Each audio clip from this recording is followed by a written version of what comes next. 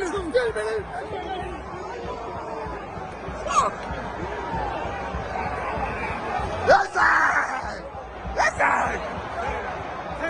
much. Thank you. We made it! Hey! We are going, eh? We are going. Yeah! We are going to Qatar. Yeah!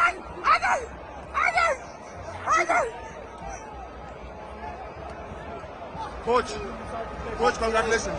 I told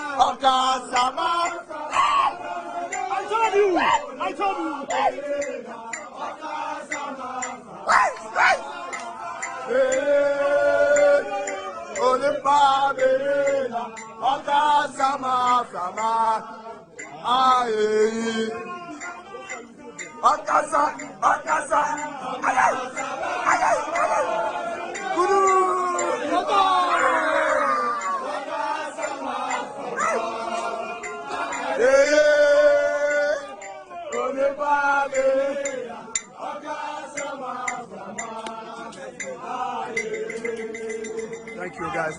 Thank you guys. Thank you guys.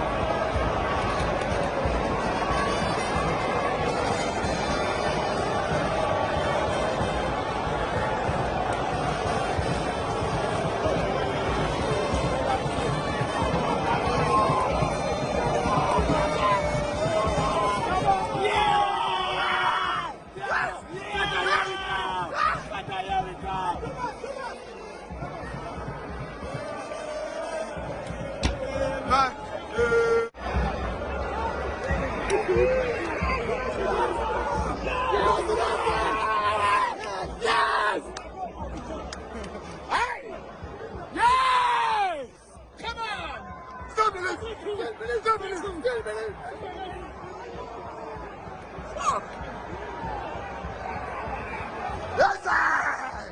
Yes, sir! Thank you very much. Thank you. Hey! We are going, yeah? We are going. Yeah! We are going to Qatar. Yeah,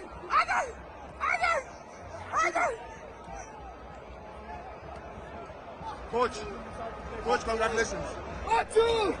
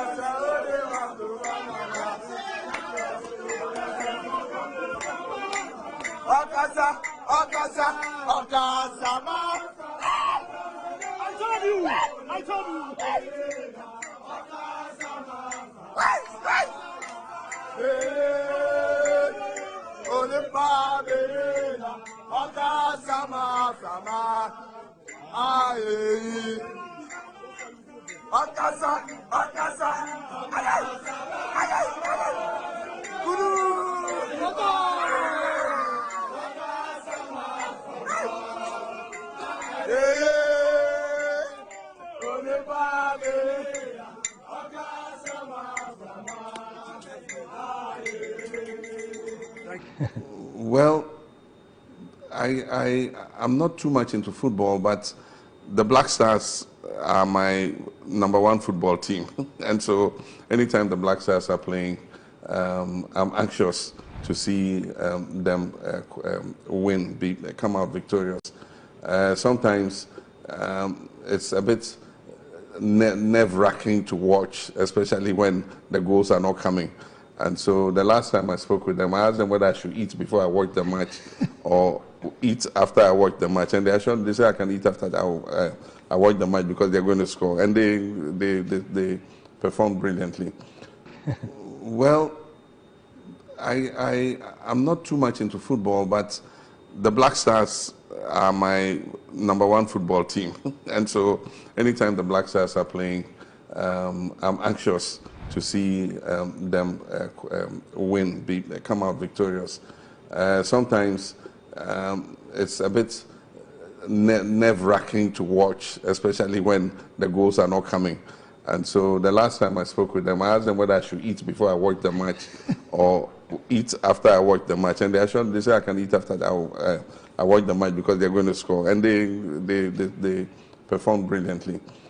Congratulations to the Black Stars on reaching the FIFA World Cup for the 5th time in history. Your fans will bring color, style and passion to the greatest FIFA World Cup ever in 2026 in Canada, Mexico and the United States. And we expect that your team will establish more global stars to follow in the footsteps of the famous team that made the quarterfinals of the tournament in South Africa in 2010. But for now, enjoy this special moment, and we cannot wait to see who the Black Stars will face when we have the final tournament draw on the 5th of December.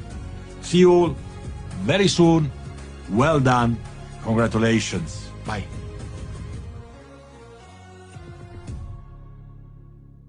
What is in your bubble? And your cry. We are sure. And you, I didn't see a tiny dose. And it's a funny titty. And it's a phone. Homo titty. What is in your bubble? And your cry. We are sure. And you, I didn't see a tiny dose. And it's a funny titty. And it's a phone. Homo titty. What is in your bubble? And your cry. We are sure. And you, I didn't see a tiny dose. And it's a funny titty. And it's a phone. Homo titty. What is in your bubble? And your cry. We are sure. And you, I didn't see a tiny dose. And it's a funny titty. And it's a phone. Homo titty. I've done a lot of businesses. So I started selling on the street. I've done every business before. I've been a shoemaker before. I've sold jewelries. I've sold everything on the street. I've been a commissioner agent, and that is how it is. So the life story is giving you an idea. It came into a time that sanitation issues were challenging in Ghana, and then I have to resolve in going to sanitation business by God's design. One day I've gone somewhere praying to God for direction, and then during the direction I saw a very beautiful building using the collected trash, and then I have to resolve it to that. So I have come to China here to buy T-shirts, and I met my brother Stephen here. Met my brother Stephen here, and then through God's own design, we were going to one of the market to buy a T-shirt. It was election, and on the street of China, I saw a tricycle using and collecting refuse, and the idea and the vision I got during the prayer came into it, and then God changed my mind to use the money that was going to buy the T-shirt, bought some few tricycles, and that started Zoomlion. The reason why I am saying I believe in President John Mahama vision is this. President Mahama has been a minister before. He has been a vice president before. He has been a president before, and he has come back a president again. He will never come back again as a president. So his 4 years is somebody who is leaving a legacy. So such a person is something to leave a remarkable thing to call that during his time, this and this is what is happening. So he's the man now doing things that when you associate your ideas with him, it resonates. And by my calculation, as a businessman, this is the best time to strike. In business, you look at the best time to strike. And this is the best time.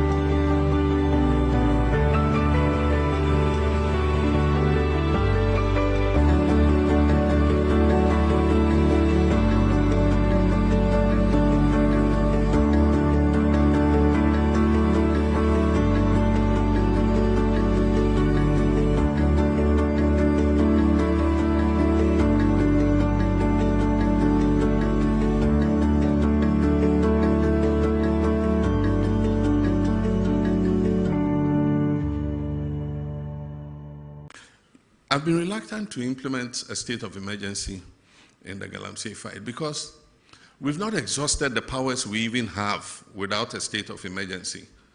We have the opportunity to arrest anybody, to confiscate any such thing. There are laws for forest protection and all that give us enough powers to be able to act.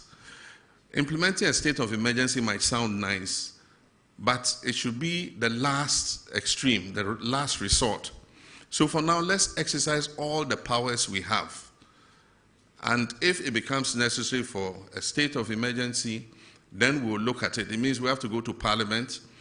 The President can't just declare a state of emergency without, going to Parliament, because there's a limit to how long you can maintain that state of emergency. And so I believe that we still have leverage to continue to fight Galamsey without necessarily implementing a state of emergency. It means that we have to delineate the areas where the state of emergency is operational. And if you look at the area where Galamsey is taking place, it covers several districts of our country. And so we would do it if it becomes necessary. But for now, I think that we've given the security services enough powers to be able to deal with people who are found to be involved in Galamsey. We are talking about it at the presidency because of the importance the president attaches to it. It's a project that he wants to see succeed. Now, the first strategy the bankers themselves gave us is that at least each of the banks that will show up are going to pick 5 projects, 5 bankable projects for this year. And they expect that next year when we return to Kwewu, they will invite those 5 people that they helped or assisted to come and testify. So if this continues for the next 5 years, each bank picking minimum 5 people, 5 enterprises to support, the following year doing same. I'm sure by the end of his 4-year tenure, we'll have over 600 enterprises that we can pinpoint and say that these are things that President Mahama started. And so basically this is about it. It's going to be an annual event. Even though the name is titled Kwewu Business Forum, I think going into the future, it could be national in character, whereby business.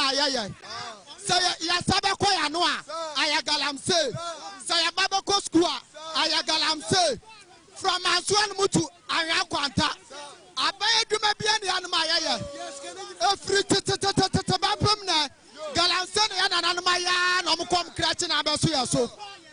Mutu Sayasua, Yanania Tuabano, Yapasa, Galamse Dumakosuntina, Yatuabano. It is a Abay, what to Unko for Gumsa, Amamla, Nomama Stop Galamsa, Amamoba Sika, and Amobajia, Amuya, Amasanso. Aduma bana amasoa aduma biania yamia briye ene akasa esasa police ni ba eba ba ya sapa no akwa na ya ne adakom akwa busumi mienu nie hwa ebi ma nko school ebi ma enko school ya tete anu musema obi afri Accra Kasoa asesa police cars de aba ebi sisa asomade wo ba na so machine wantimi antu a Watutuniama, not the qua, was sister, watching low bed, Eddie Abba, Sir Abai, and Asomomo. Now, what Chakimasi, or not the Nipo, who called out Kobusan and so or so about 2 national security near police phobia. Omobaya, almost a video, a Sisi Krumi and Omobefa. And there's Obefa say, Abana Blagala, say Obian Fan and Norman Murphy, about 3 weeks. Et the video basis. It is also over Papa, the video no fear the air mamma quine. And the Bobo Belia, say video dear, ye mamma Fabaco Cranco, and the Inra pinches are and a video a ammo one fanco. And the one a police fono, and Sao Machia or Madacoe, send us Abri, and the one shoot to the Eco so near the Sifio Quadia, and the Baba comply and as a yet hospital to near Sisia. Then Auntie, I heard the anti say, if you didn't dear, yet no crow and pie, you see, every 3 weeks. What a mamma Shamona, and who crow, and then and a Juma. I bind the TN pie, read your one, the Abacodro, the Obaca Codron, and the Enina, you been with a Bayajmo, Yanajmo, any problem. There's a if you're dear, yes, if you're dear, and not dear, Mamma Befa. And here's your answer. Yeah, make catch some opinion and say, Eslano, you are your mamma. Often an into form, you says, I didn't know Kutia and Akufuado. Emma Nabino, Sabre, when you should be, and your best, your mamma, sir. Often an into form, Nasa Breno, and you Bobby Woma, or Monfania may be enquiry because Sabre baby a packet of Fidiasiano. As if you, but 2 months in 3 months in young Quaduma. A Gentina, police for it, but my buffet, so mobile 5 day, and yes, so man any from of you na the Omoyano, and why a son of yes, Cadia now wound him so Mujeska, so wound him. So Mujeska, Mujeska Cabebre, Mujeska Cabebre, but Omubaya, young Scamo, Mona, Fidia, Omubabefa, and Tiana, yes, I am pre your bodet. Miss, I'm done for say. Masum Patasia, na way, and a moment of Muka, San Wachi, Nasatosu Biama, or Mukano, or the Bow Raffam. Would you mean I say, on Gosa? What I say? Government is broke, But people are spending billions to go inside the government that is broke. Have you ever seen a minister who resigned because government is broke before? Government has no money. Have you ever seen a governor who said, ladies and gentlemen, when I was elected, I thought the government had money. Now I discover government has no money, I resign. Have you ever seen it? Government has no money, but they are bringing money out at election time. Where is that money coming from? So they are lying. What is happening is that there are two types of wicked people in government. Type 1, they eat current money. Any money they find in government, they will eat it. They are wicked about that one. There is type 2. Type 2, they eat current money and future money. They will say, my term will end next year. When will I eat money? Let me borrow money now and borrow money of the future and eat it now.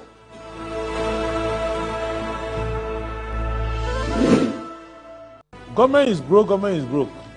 But people are spending billions to go inside the government that is broke. Have you ever seen a minister who resigned because government is broke before? Government has no money. Have you ever seen a governor who said, ladies and gentlemen, when I was elected, I thought the government had money. Now I discover government has no money, I resign. Have you ever seen it? Government has no money, but they are bringing money out at election time. Where is that money coming from? So they are lying. What is happening is that there are two types of wicked people in government. Type 1, they eat current money. Any money they find in government, they will eat it. They are wicked about that one. There is type 2. Type 2, they eat current money and future money. They will say, my term will end next year. When I leave, how will I eat money? Let me borrow money now and borrow money of the future and eat it now.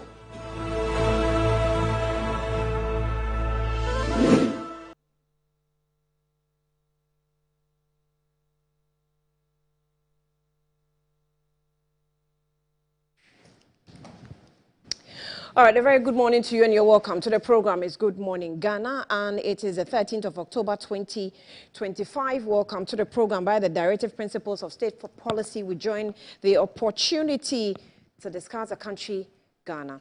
Let's go through the headlines of the newspapers now and we will then later on get into discussions. Daily Graphic, I start off with it. It says Ghana secures 150 million euros agri support from Italy. Minister says it will transform agri-food systems. Another $385 million IMF support coming. Ghana IMF reached staff level agreement. GRA bus diesel diversion syndicate.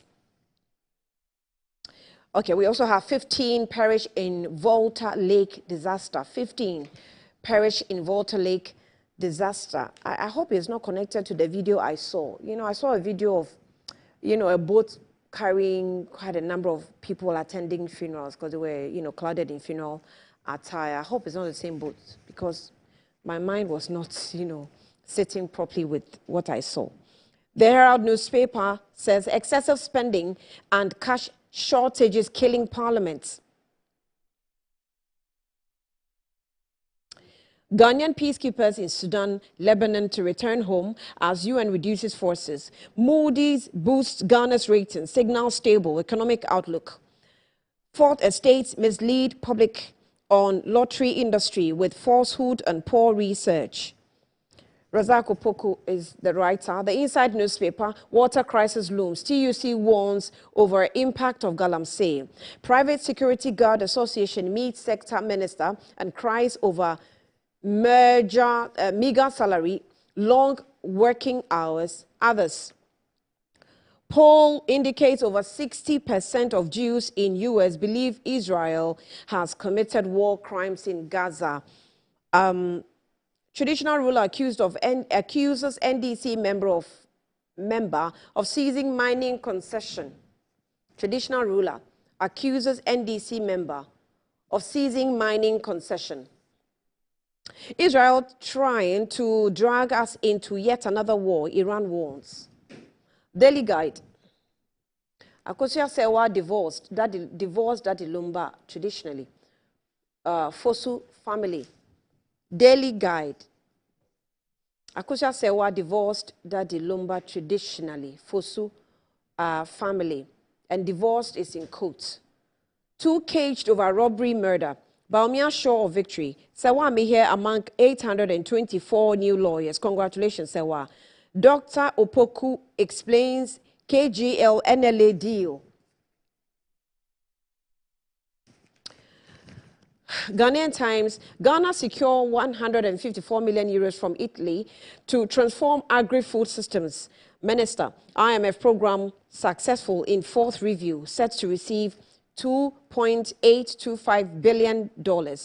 Government to complete abandoned Nyane library following the Ghanaian Times publication.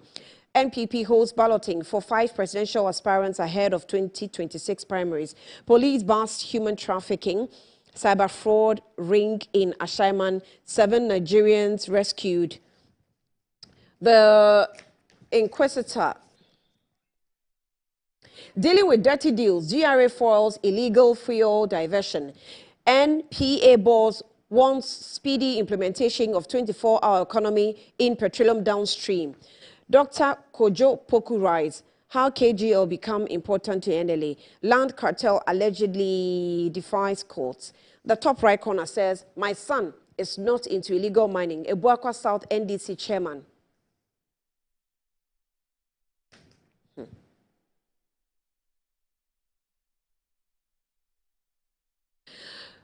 The Informer. Criminal gangs will frustrate Galamsey fights. Security done. NLA KGL partnership perfect.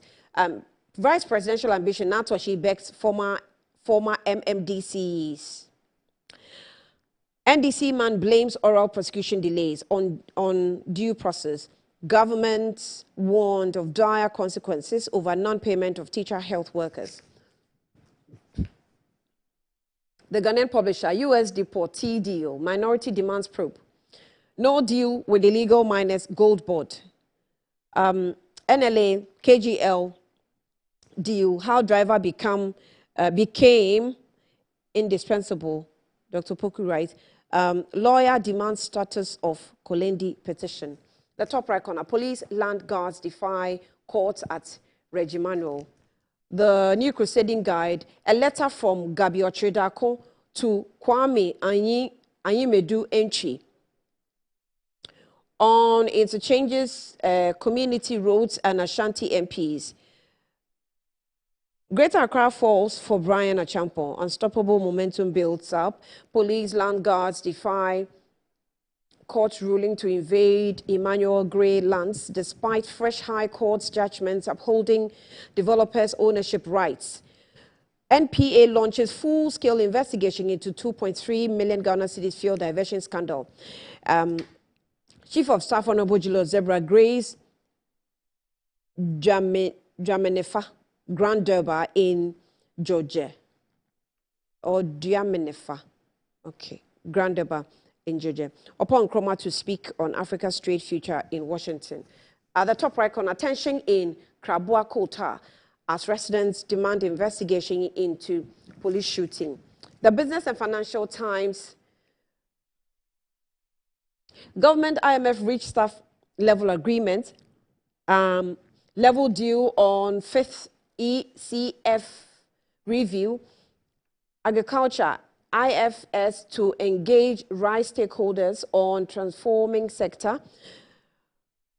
GPHA 24-hour port operations boost trade efficiency, global image as it wins top global sustainability award in Japan. GRA intercepts 2.3 million Ghana cedis illegal diesel diverted for exports. And in news, we have that complexity scares investors. Feature position paper on the IMO net zero framework. Okay. Well, that's it for the headlines this morning. Let's take a breather. I'll be back shortly.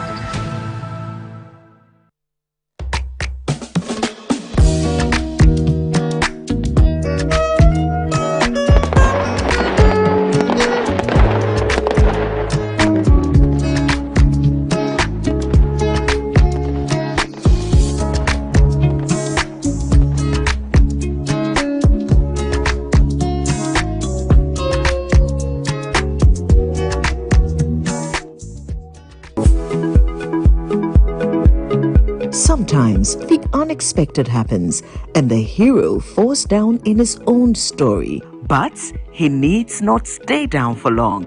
Cosmopolitan Health Insurance is your trusted health partner. Whether an individual building a business, with Cosmopolitan Health Insurance, your medical care is our concern. For the best health insurance solutions for corporate institutions, groups and associations, families and individuals, choose Cosmopolitan Health Insurance from our over 700 accredited health service providers nationwide. Call us on 0302 540 668 or 0501 678 547 for all your health insurance solutions. Cosmopolitan Health Insurance, your medical care is our concern. I'm a brand manager. Of course, I accept only quality and affordable printed souvenirs for my promotional campaigns. I'm the head of academic affairs of a very important institution in Ghana. Of course, we only deal with quality, reliable printing companies for our institution's printing materials. I'm talking about appointed time printing. Appointed Time Printings. We take pride in our extensive print scope that transform your ideas into captivating visual masterpieces. We delve into the core objectives and vision of each print project. Precision printing is at the heart of our printing process as we meet your tight deadlines. Our rigorous inspection, color verification, and overall printing excellence are assured. 20 years of printing excellence. It's always a pleasure working with you to create a vibrant, dazzling printing experience that gives you a masterpiece. Appointed Time Printing, your world of quality and affordable printing.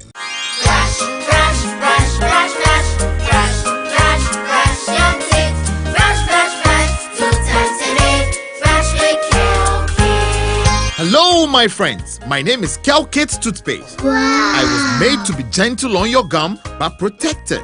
I will protect your teeth from cavity, make your teeth whiter, stronger, keep your mouth fresh all day. And best of all, I'm strawberry flavored.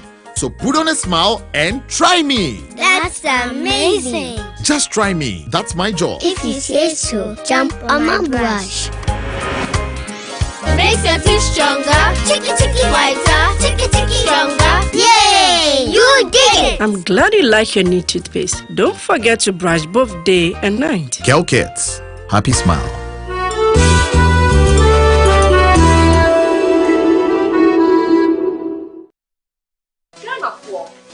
Chia winning Nara, me ding at the baby dapa, me dear son cocran bremo. Now that what we are with the air, Japan, me de bremo. And no any summer spices. Summer spices in here, and we wow no breo. Various flavors, Ubenya a yakko, Ubenya nemchi, you do good jollof muma and we get there. Ubenya you do quam, you do for you. Hot nako pibito, na Emma with Gianni, and yet day. When you mean ya, young con your cocoa for Eka. Down your communication, we all enjoy Uduba, that Samu spices. One in the essence, no time. I'm going to get that. Samu spices in a Sabi, Daddy so say. Samu spices, Munsam. Samu spices, Yama chicken. Samu spices. Nsaka in Ketwa, measure 10 grams. Yawa chicken, spaghetti, garlic and ginger, stew, and jollof, and the flavors of Bebre. Samu spices, yes, Saka. FDIJ Jadien Kratoyatum. Hooray, Ghana! The Ministry of Transport and its agencies invite you to the Ghana Transport and Logistics Fair 2025.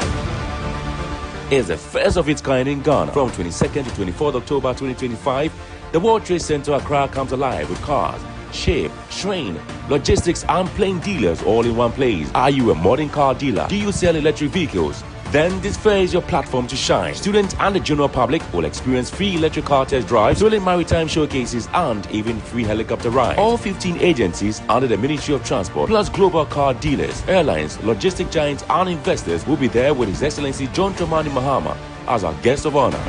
Register now at info.digitaligh.org 0244-613-246 or visit our website www.transportlogfair.org. The Ghana Transport and Logistics Fair 2025. Beyond movement, resetting Ghana's transport future.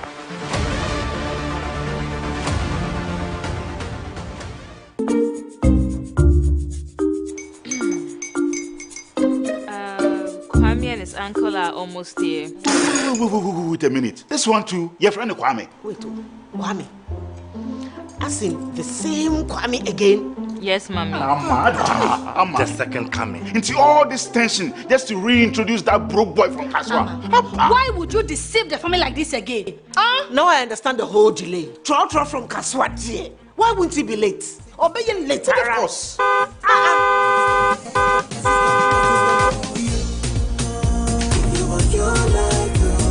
Star 712 hash, star 712 hash.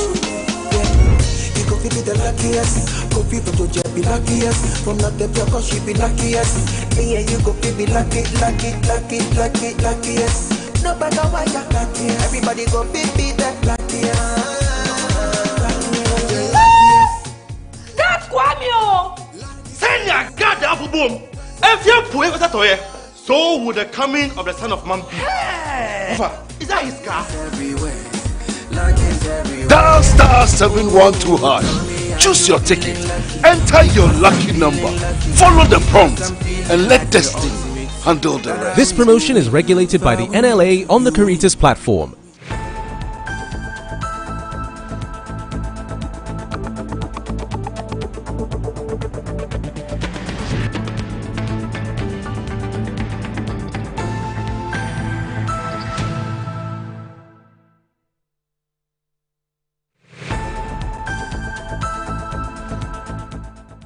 Crimea.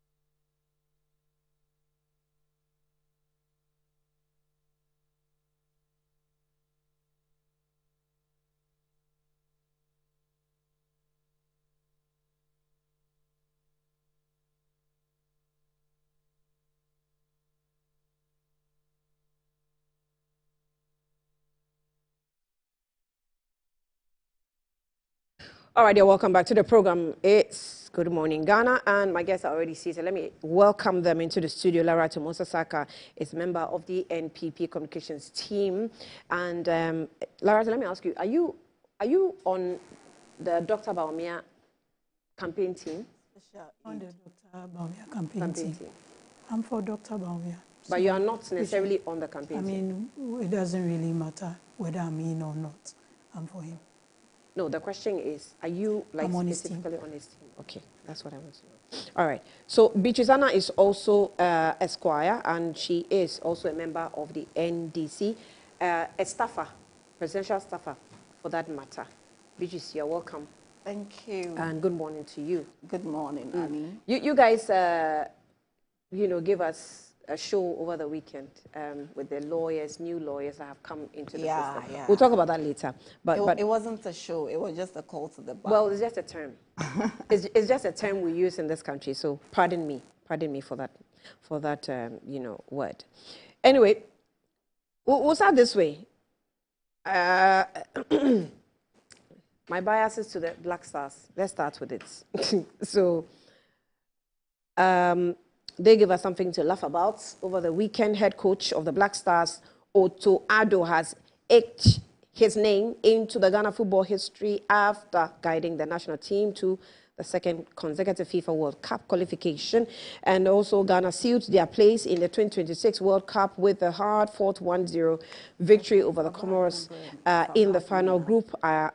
1 qualifier at the Accra Sports Stadium Sunday, October 12. So the feat makes Otto Addo the first coach to lead Ghana to back-to-back World Cup qualifications, having also masterminded the team's return to the global stage at the 2022 World Cup in Qatar after missing out on the 2018 edition in Russia. Ghana's qualification marks the country's 5th appearance on the football's biggest tournament. So, all right, on your screen are some of the jubilation, videos that were recorded after the match. What I don't understand is how in our previous match we were able to clear like 5-0 and Comoros just won. That one I don't understand. Is the Comoros team that strong? I mean, maybe my football commentators will help me when we sit and discuss. I'm sure this afternoon I'm going to have the football members join me on Good Afternoon Ghana as we unpack exactly what happened in the match yesterday. But for now, my ladies, I'm sure I want you to have a bite on this. I'll start off with you, Lara, too. Yes. Did you get the chance to watch it all? No, did you show it? No, we didn't show it. Well, on Metro TV? To be very honest, I didn't even know they were playing yesterday. I must be very honest. Oh, you and Pa? No. Lara, too, that's unfair. What's unfair? No, how do you get so attached, addicted, celebrate foreign teams and your Black Stars playing and you don't know they were playing yesterday? Which foreign teams have I I don't want to mention your team. I want to advertise another country. It's not like I'm going to advertise another country that you are going to take me on for not supporting Ghana Black Stars. No. But yes, I'm a die-hard Manchester City fan, yes. So what are you saying? What am I saying? What does that got to do with Ghana Black Stars? I see you celebrate them. I see you promote them. I see you do all that. I follow them. You and football, you are like 5 and 6. I love football. That's why I'm surprised. Yes, I love it. It's one of the few things that's... So for my life, the 3 things that matter to me, my mental health, Man City and MPP. Yes. Okay, Let me tell you my experience with go Black over the 3 Star. things again. My mental health, Man City and MPP.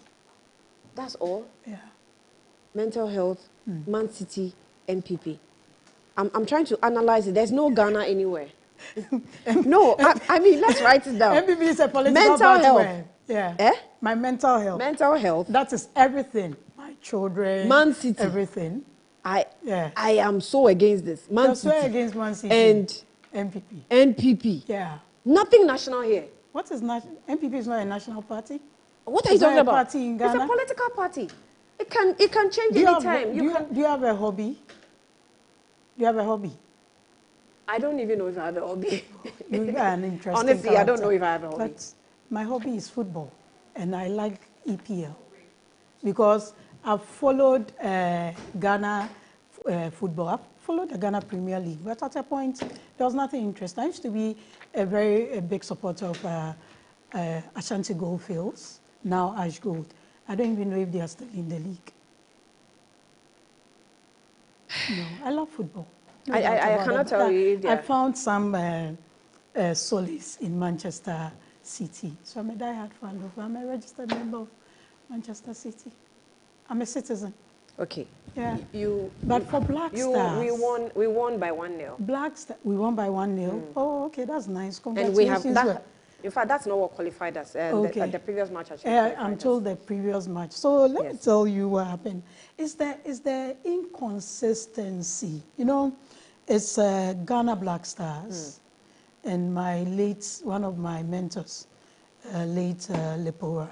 Yeah. He was big on football, so I understand pretty well Ghana football. But the attachment to Man City will not be the same as my attachment to Ghana Black Stars. 2008, when it was hosted, the last match that Ghana played, that we all knew we were moving to the next stage. Look, that's how passionate I am about things. I was so shocked. I sat at the stadium. That's how I realized the stadium was empty. I mean, to that extent. So I just decided, okay, great. We'll support Black Stars. Look at We'll support Black Stars from afar. I'm happy we've qualified. Yesterday, the whole place. That's nice. was packed. But isn't it- I'm sure there were overflow. But isn't it amazing that we're able to beat a team? Which team was that? Comoros. No, which team did they beat 5-0? Central African Republic. Yes, and Comoros, it was 1. 1. You know, it's that bit about... the difference is And, too- you know, when you're watching these players on the international scene, the passion, the zeal, the energy with which they play when they're out there, I don't feel it when they are home. It's like, I don't know whether they are trying to avoid injuries or they are just being careful because there's like service to the nation. I mean, we have very fantastic players, no doubt about that. I mean, and we still have one of my favorite players was Asamoah Gyan. Stephen Appiah. Yeah. You know, his leadership, his wealth, and I'm happy he's on the technical team. But that passion that's in the Daniel Addos, all those people used to, CK Akono, all those people used to play Ghana football. It's not there anymore. So, I mean, I love it, but my heart... Your heart. The experience. So the thing that after your heart is holding are 2008 mental was, health, Man City, and everything. Yeah, I would rather. I mean, I have no. I mean. But Man City can break your heart. Man MPP City can break your it's heart. fun for And me. your It's mental my health, hobby. it's It's my hobby. I mean, you see how I make fun when we lose. People come and throw me and all that. It's the fun bit of it for me. Yes, I love the team, but that attachment is not like the attachment are attached to Ghana Black Stars. Ghana Black Stars represents my nation. So the passion is on another level. So I wish them well. Congratulations, we've qualified. But like one of my brothers and I keep saying, our hearts are still locked. We are not going to put that energy to it because it can be very frustrating. I know, you know, but it can be very like they say, when your baby commits whatever, you don't throw the bath water with the baby. I don't wish. You just. I don't wish. Look, I'm happy we've qualified. For me, I can't give up on them. No, it's really not a matter of giving up, but it's a matter of also protecting your sanity. But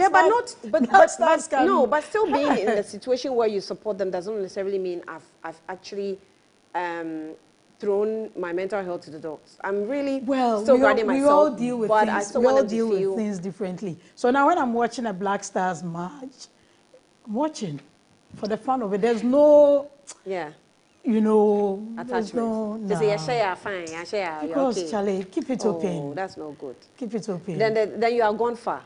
Come again. You are really far. If I tell you what I went through in 2000, you understand where I'm going. But yesterday, Shatta Wale was also trending with the Black Stars. And guy, man, you're my G. I was very happy. No, I don't have a midpoint. I'm either in or out. Out. No. I don't pretend. But what? Well, I'm not playing a midpoint when it comes to Black Stars. Okay. I'm with them all through.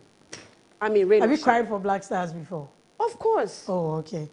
But it didn't give me, I don't know how it's where like I you should go, just you go. No. Then it's like you get to that point where you know what, like, let it be just normal. When Lucky Dube died, I cried. It doesn't mean that my life stops.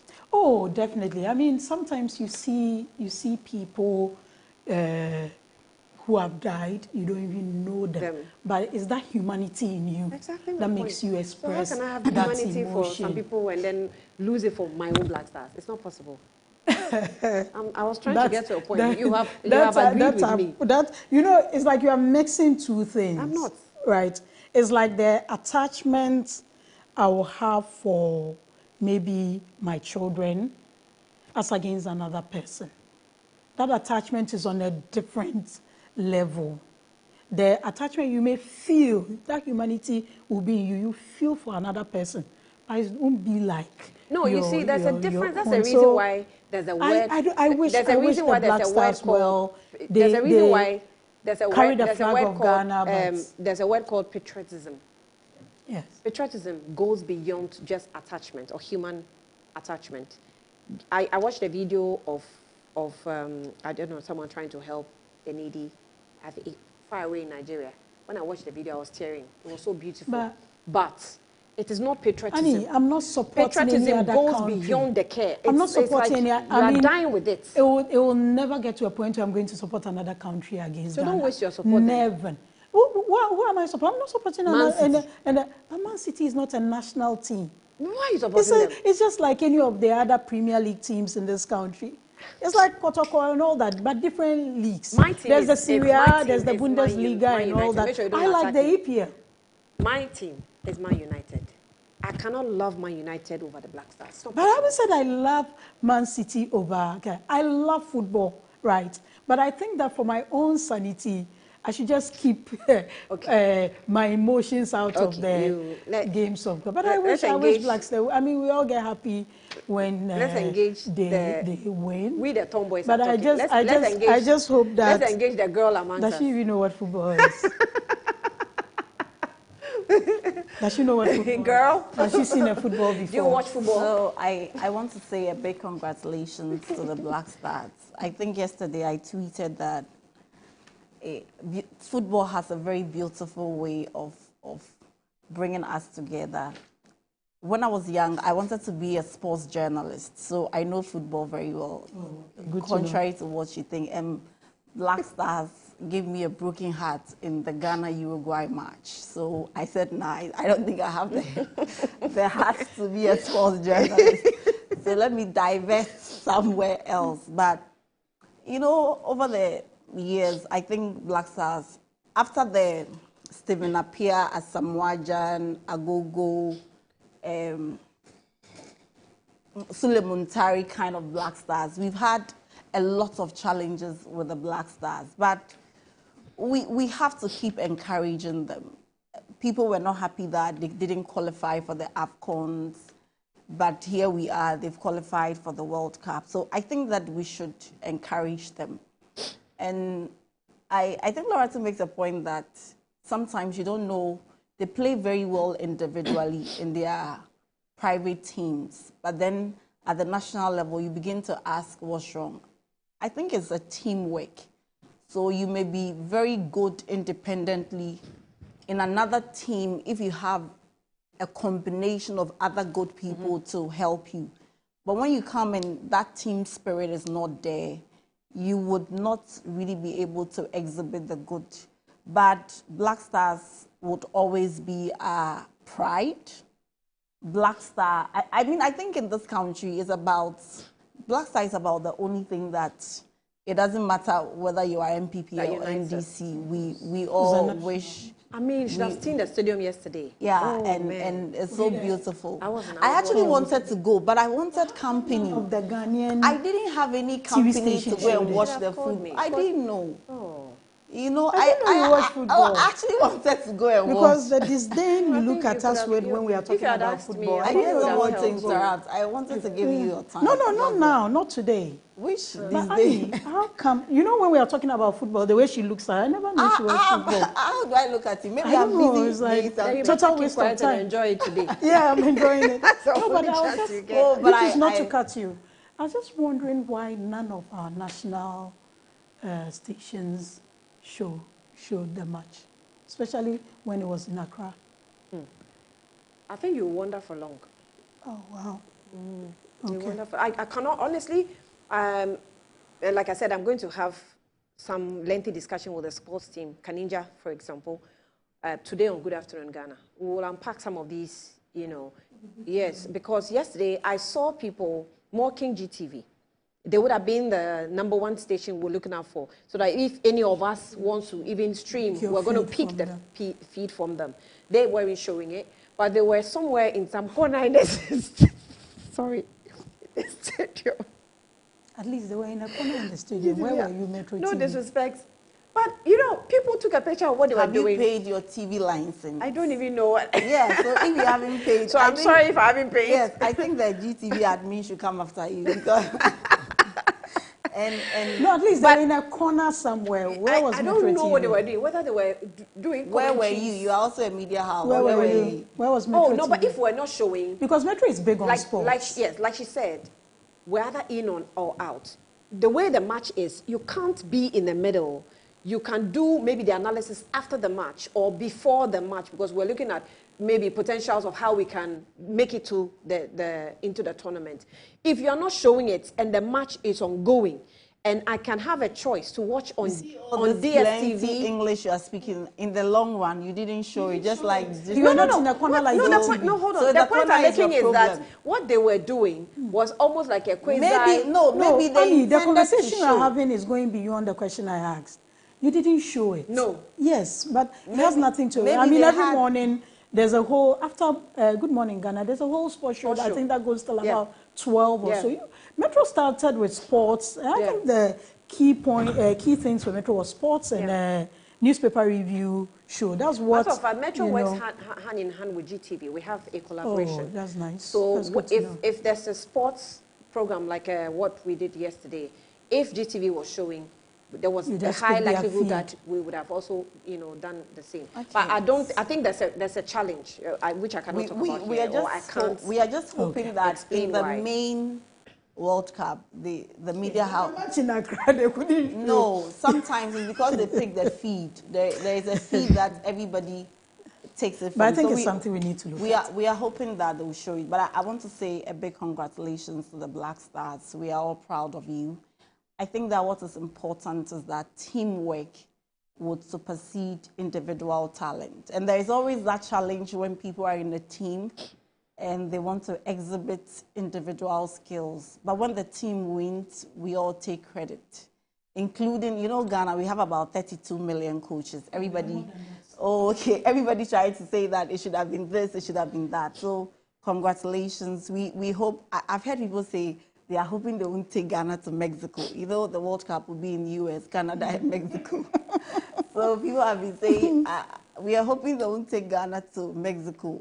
But with Trump, you can't be so sure. So we are excited about this, and we look forward to a very fruitful team. Many people are not so optimistic about our ability to even qualify beyond the group stages. So, but we can only hope. Maybe some magic will come out of it. So congratulations to the Black Stars. We are so proud of you. All right. I think the Black Queens are also making us proud. I've actually been looking for a place where I can play football. I can't find. Guys. It's what do you mean? As in professionally no, just in the for backyard? fun. Just for fun. Guys, every weekend. Oh, you can go. I play with my boys at home, but they are small, so it's not proper cardio. So because you mentioned the Black Queens, so if a woman wants to join Black Queens, cardio exercise. Yes, I want tennis cardio is the exercise. best cardio. I do exercise. tennis. I play tennis as well. So that's what many people don't know, but I play tennis. Well, let's see. It's another discussion if we have to talk about sports and sports administration in this country. The whole conversation. Yeah, actually, it's another discussion. But we're going for a break. Before that, let's talk a bit about your the state of your breast cancer. And normally, state of your breast cancer. Yes. State of your breast. State of your breast. Annie. Don't add the cancer. So women normally lead this campaign whenever we're doing the campaign in October. So it's Pink October, and you've seen Metro TV has been talking more about it. The men have been discussing, the women have been discussing, saying. One that has been also prominent is the fact that men should also be checking. A lot of you men don't even know that you also are prone to breast cancer. Sometimes it's not breast cancer, sometimes it is that men disease, what is it called? Prostate. Yes. But even for women, cervical cancer. Yes. So try and do all the checks. It will help you. I don't know, where do you have to add to it? I mean, it's something that we all need to be aware of. Once it's a threat to all of us, once you have, it's even though the women have higher risk of getting breast cancer, it affects men too. And I think that, it's great, just as we celebrate birthdays, it's great to set a time aside to create awareness on breast cancer. But I think that our general well-being, and especially for women, because of the sensitive nature of our body makeup, I think that we shouldn't wait just for October to trumpet some of these things. I think it should be a daily thing. And as I was telling one of the female hosts on GTV 2 weeks ago, it would be great, especially for, even if it's not all hosts, female hosts, at least make it a point that when they're on set, a minute or two just to create awareness on cervical cancer, breast cancer, mental health. You know, apart from breast cancer, which has also become, we've all become aware of because of the efforts that have gone into it. Cervical cancer is also a very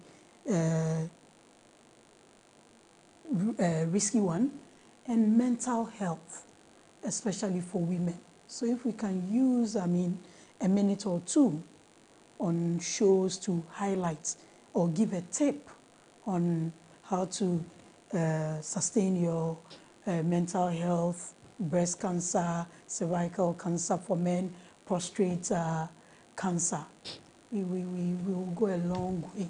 So that, I mean, in October, you just add on to it. But it should be a year-long activity because health is wealth.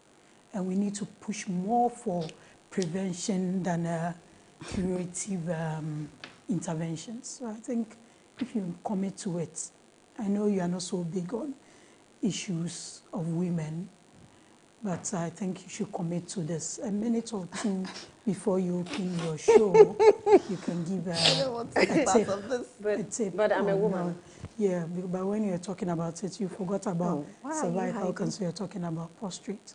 So they are all very difficult Is that how you want to lock me down? They're all difficult issues. So a tip on how to avoid prostate cancer, a tip on how to avoid cervical cancer, breast cancer, all these issues that we are, I mean, kidney issues and all that. It's a whole. So you're actually thing. saying that So as a woman on this show, I should be able to create just tidbits on... Exactly. I mean, but I shouldn't have to do it only for women. I should do it for men as well. That's why I said prostate cancer, cervical cancer, breast cancer, and the key thing is mental health. Okay. We don't push it enough. A lot of the things that are happening, if we all are aware of what our mental state is, we won't be facing some of the indiscipline, some of the indiscretions we face on a daily basis in this country. I think that maybe this statement may be a bit controversial, but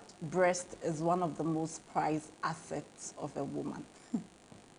And I think we must all be very conscious about how we take care of our body. I personally always say that I don't want to acquire some lifestyle diseases. You know, by reason of the fact that you are from a family, you may have some diseases which may be genetic. There is nothing you can do about it. At best, you can manage. But for the ones that you acquire because of your lifestyle, because you're living very careless, because that you have to be very conscious of it. And I think we should be very deliberate about the breast. This morning, I posted a picture and I said, women must examine their breast or take the opportunity to examine your breast. It's October. Every year, you will get many facilities doing that for free. I do it twice a year. I would go to UGMC. There is a center there that you can do it. I do it twice a year. Sometimes my doctor even feels I'm exaggerating it. But you just want to be careful about it. So I want to encourage every person. Don't say you are too young. There is no age limit. As long as you have breast or you see breast popping up, I think that you could be checking. One of my bridesmaids actually lost her life because of breast cancer. And for the longest time, she never noticed that was breast cancer. And by the time they noticed, it was too late. Did she have experienced some pains and she once or twice complained to you? I actually, you know, I don't know, but it was just there. She started feeling the pains. And by the time she started feeling the pains, the doctor said that it was too late. By the time they started treating her, she couldn't even do chemo. and then she unfortunately lost her life. So I know how it feels. And by this time, she hadn't seen any signs of redness. No, she was quite busty, so I'm sure maybe it will be hidden. No, maybe she felt maybe it's the weight of the breast or something. But whatever it is, I want to encourage every young woman to make this a part of your routine. If you can have time to watch TikTok videos, you can have time to do a number of things, you should create time for this.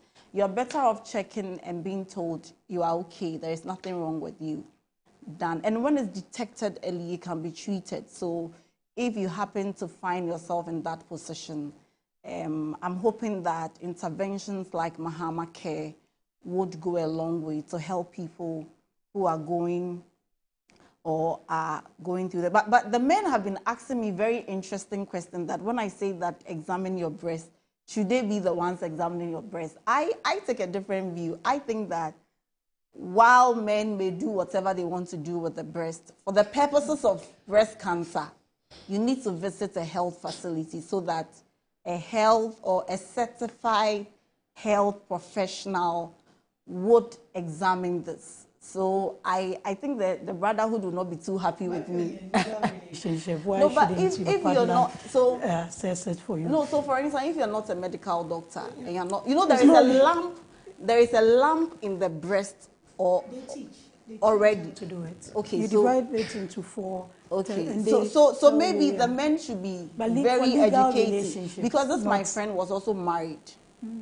You get it, before she lost her life. So I think that the men can use breast for other things, but for the purposes of breast cancer, for the purposes of breast cancer, I think you should visit a health facility and have that checked for you. If for any other purpose, that's fine. But I think we should take this education very seriously, because it wasn't a very good feeling when we got to know that Gifty, she probably couldn't do anything else. They couldn't even cut the breast off to save her. It was so late, and it was so devastating for all of us. So I want to plead with women. I keep saying that there are 2 pains in life. There is a pain of discipline and the pain of regret. At every stage in your life, you experience one. Either you are disciplined and it's so painful to be disciplined, or you will regret not being disciplined. But in the long term, the pain of discipline pays than the pain of regret. And so I actually got this quote from the 5 a.m. Club book. It's, I think, by Robert Sharman. It's a must read for many young people. And so I think that we shouldn't joke with breast cancer. It looks so ordinary until it affects a sister, yourself, a mother, an auntie, and it can be financially draining on everybody. So let's take this education very seriously. While we joke with it, I want all of us to take it very seriously. And in many facilities, I think that is free. So take opportunity and just have it examined. Okay. Pain of discipline over pain of regret. Need to take our health checks seriously. You see, I think you have to be. You don't only go to hospital when you're not just try as much as possible to be intrepid about whatever you have to, when it has to do with the checking of your health status. A lot of you, they harbor fears. Be intrepid about it. Just be playful, be adventurous, be fearless. Just go and be checking, like she's saying. The pain of discipline over the pain of regrets. There's no vaccine yet, hopefully one day, for breast cancer. But there's a vaccine for cervical cancer and all those other cancers that can be caused by the HPV. And just recently, there was a vaccination exercise targeted about 2 million girls between 9 and 14. I was amazed at some of the things parents were saying not to let their girls have that vaccination. And it also comes to creating the awareness throughout. Okay. But we just have to take our health seriously. checks I have a Chumwaffle's message, quite a long one. I'll take my time to read it. It says that, hello, Annie. It is clear to me that Laratu knows next to nothing about football that she proclaims to love. Who even knows who a Man City supporter is? Laratu, if you are going to support an EPL club, support Liverpool FC, a proper team. To walk alone. Not this your Johnny just come, 115 charges, fair weather team. But the end of November, Man City will be relegated to 4th division. You will be playing Colchester. So Laratu wants to go to heaven, but she doesn't want to die. Support the Black Stars and go through thick and thin. I don't want to see her on the trip to Canada, Mexico, or USA. Some of us were sitting there when Asamoah Gyan missed the penalty. But we're still supporting the Black Stars. Liverpool FC, you never walk alone. Oh, lest I forget, congrats to Dr. Randy Abbey, chairman of the four. We never said that.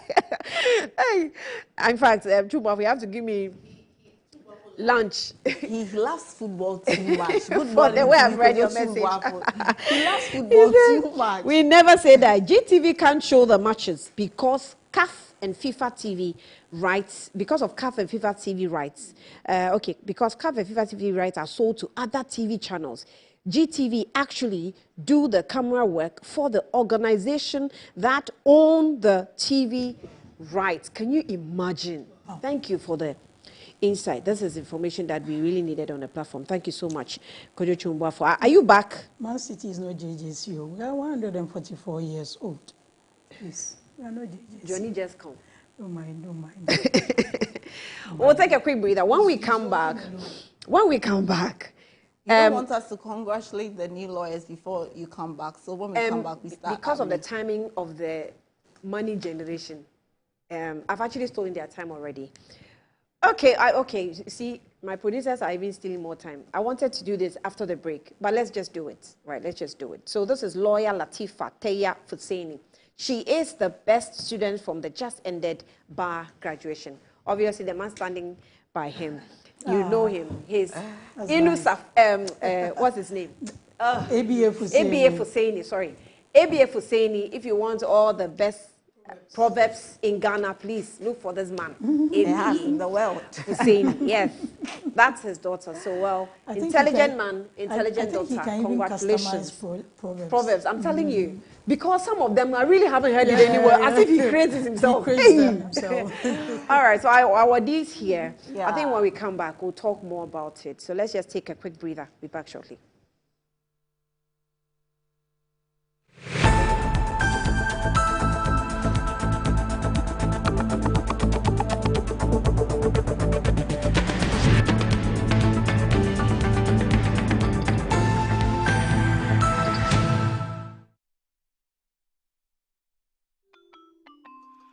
Start your kids' day the right way, filled with confidence to take on any challenge. Pepsodent Kids contains the right amount of fluoride and sugar acid protection to care for their developing gums and teeth. Grab either orange or strawberry so they brush with the sweet flavor they love morning and evening. Pepsodent Kids, giving your children a bright smile for a brighter future. Are you a headmaster, headmistress, parent, teacher, or an educator looking for high-quality textbooks for preschool, primary, and junior high school students? Look no further than Advocate Publishing Company. Advocate Publishing Company is a leading publisher of educational materials in Ghana that publishes very engaging, interactive, and comprehensive textbooks that meet the needs of students, teachers, and parents. Our textbooks are thoroughly published to make learning fun and easy. They are also designed to stimulate critical thinking, problem solving, and creativity in students. Make Advocate Publishing your preferred choice for all your educational needs.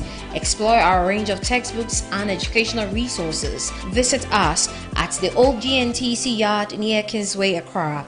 You can contact us on 0503 786 776 or 02408 06354, also 0531 6000360, and connect with us on Instagram, X, and Facebook at Advo Publishing.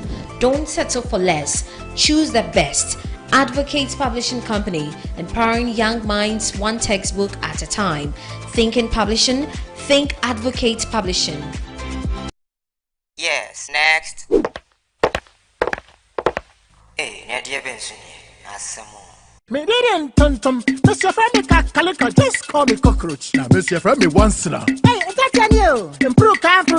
Yeah. Captain was key to double the action.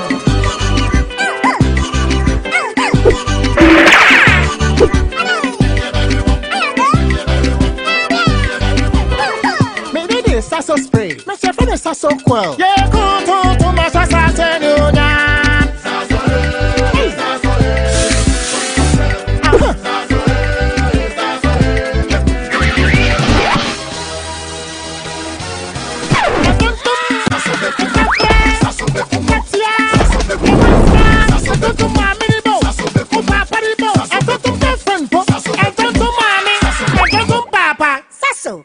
Tum preko.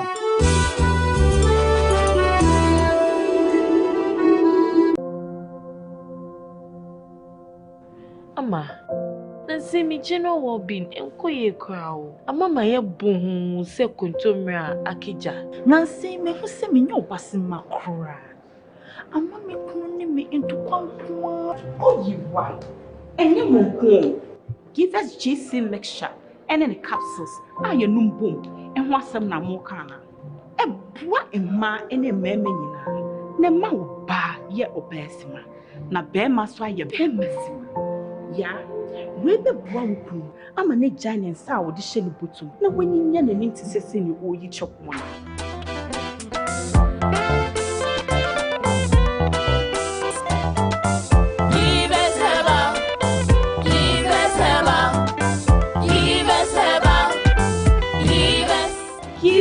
GC mixture and a capsule. Appeal for a batter, one more menu for one and Quadawi if you do me. Promo. Your most preferred estate partner is given a massive 20% discount on land sale. Yes, for our Founders Day promo, Estate Masters is offering this special discount for outright purchases up till the end of September 2025.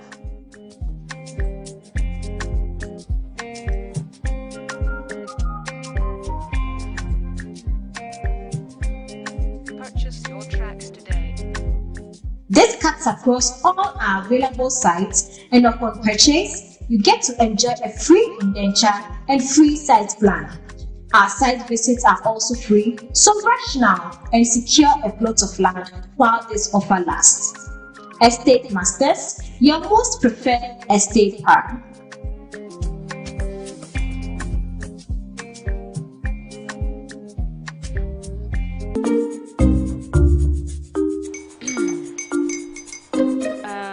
Kwame and his uncle are almost here. Wait a minute. This one too, your friend Kwame. Wait, Kwame. As in the same Kwame again? Yes, Mommy. I'm the second coming. Into all this tension just to reintroduce that broke boy from Kaswa. Why would you deceive the family like this again? Now I understand the whole delay. Troll from Kaswa dear. Why wouldn't he be late? Obey you later. Of course.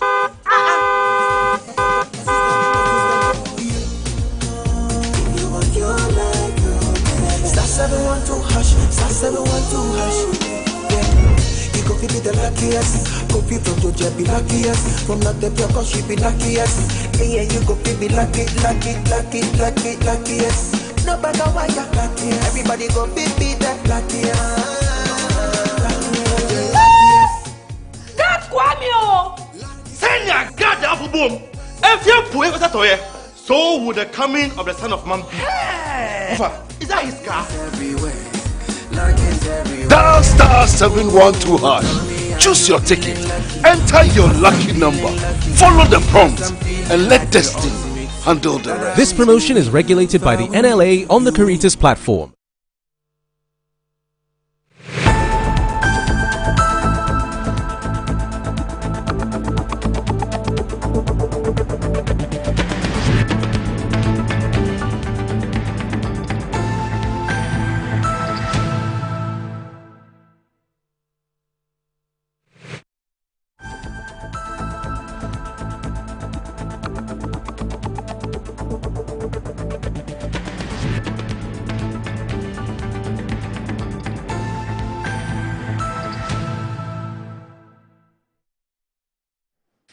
All right, you're welcome back. I'm still in the studio with Presidential Staffer Beatrice Anand and also Larata Musa Saka, who is also a member of the MPP. Well, we're discussing, Gaji, I see your message. Gaji has sent me, a video of how the stadium was really packed. And he's saying, next time, show up at the stadium. I'll try that, Gaji. Next time, I'll try that. All right, but let's get into the issue of, my learned colleague. Please, just for today, let me borrow. We are not your learned colleagues. Hey. Points of correction. Girl, we are your friends who are learned. You are not learned. You are only educated. Let's get into the issue of my learned colleague. Well, okay, what you see on your screen are awards for best students. I can't see it from the top. Overall? Yes, the overall best students. From 2012 to 2024. Okay, I'm trying to read from the, it said award winners, So their names are there. We have Kwesi Austin, we have Hager Aldo, we have, from 2012 to 2024, please, I'm going accordingly. Nadia, Belinda, Edu, Grace, Esi, Saki, Manuel Che, Isaac Danso, Jenny Agovi, Keiza, Owusu Ansa, Emmanuel Yeboah Jan. We also have Samuel Pinaman Adumako, Sabina Sebia Bolson, and then I think Ebenezer Adeo Osei and Wana. Hey, you are trying to increase it for me. I think the last one is Wana Martin in 2024. 2025, obviously, we have Latifa Tay Hussein. Congratulations to all of you, all of them Esquire, from the different schools you see there. So congratulations. There is a write-up that I found interesting. I actually saw it over the weekend and I thought we should go into it. Lawyer boom. What do we really want as a country? Is an article that is written on a closer look at the rising wave of law graduates and what it says about our nation priorities. I mean, let's not get at this write-up wrong. It's a good thing to learn. Congratulations to all of you. So I'm here. Congratulations to you as well. You also, went quite viral over the weekend on this graduation. In Ghana today, one wonders, what exactly do we want? Not too long ago, a loud complaint was that the elites and privileged had gate-kept access to legal education. So the cry was that we needed more lawyers and that the Legal General Council and Ghana Law School of Law had become exclusionary. Politicians, many of whom may have neither the time nor the patience to study law properly, pushed hard to open up access.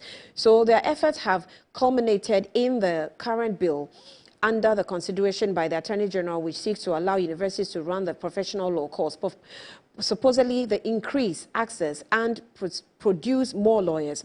So, but here's the irony. Long before these agitations, statistics had shown that Ghana already produces far more lawyers than chartered accountants and far, far more than medical doctors. Yet, there was never any outrage about gatekeeping in accountancy and medicine. And of course, my sister also graduated from chartered accountancy. At age 23, I'm so proud of her.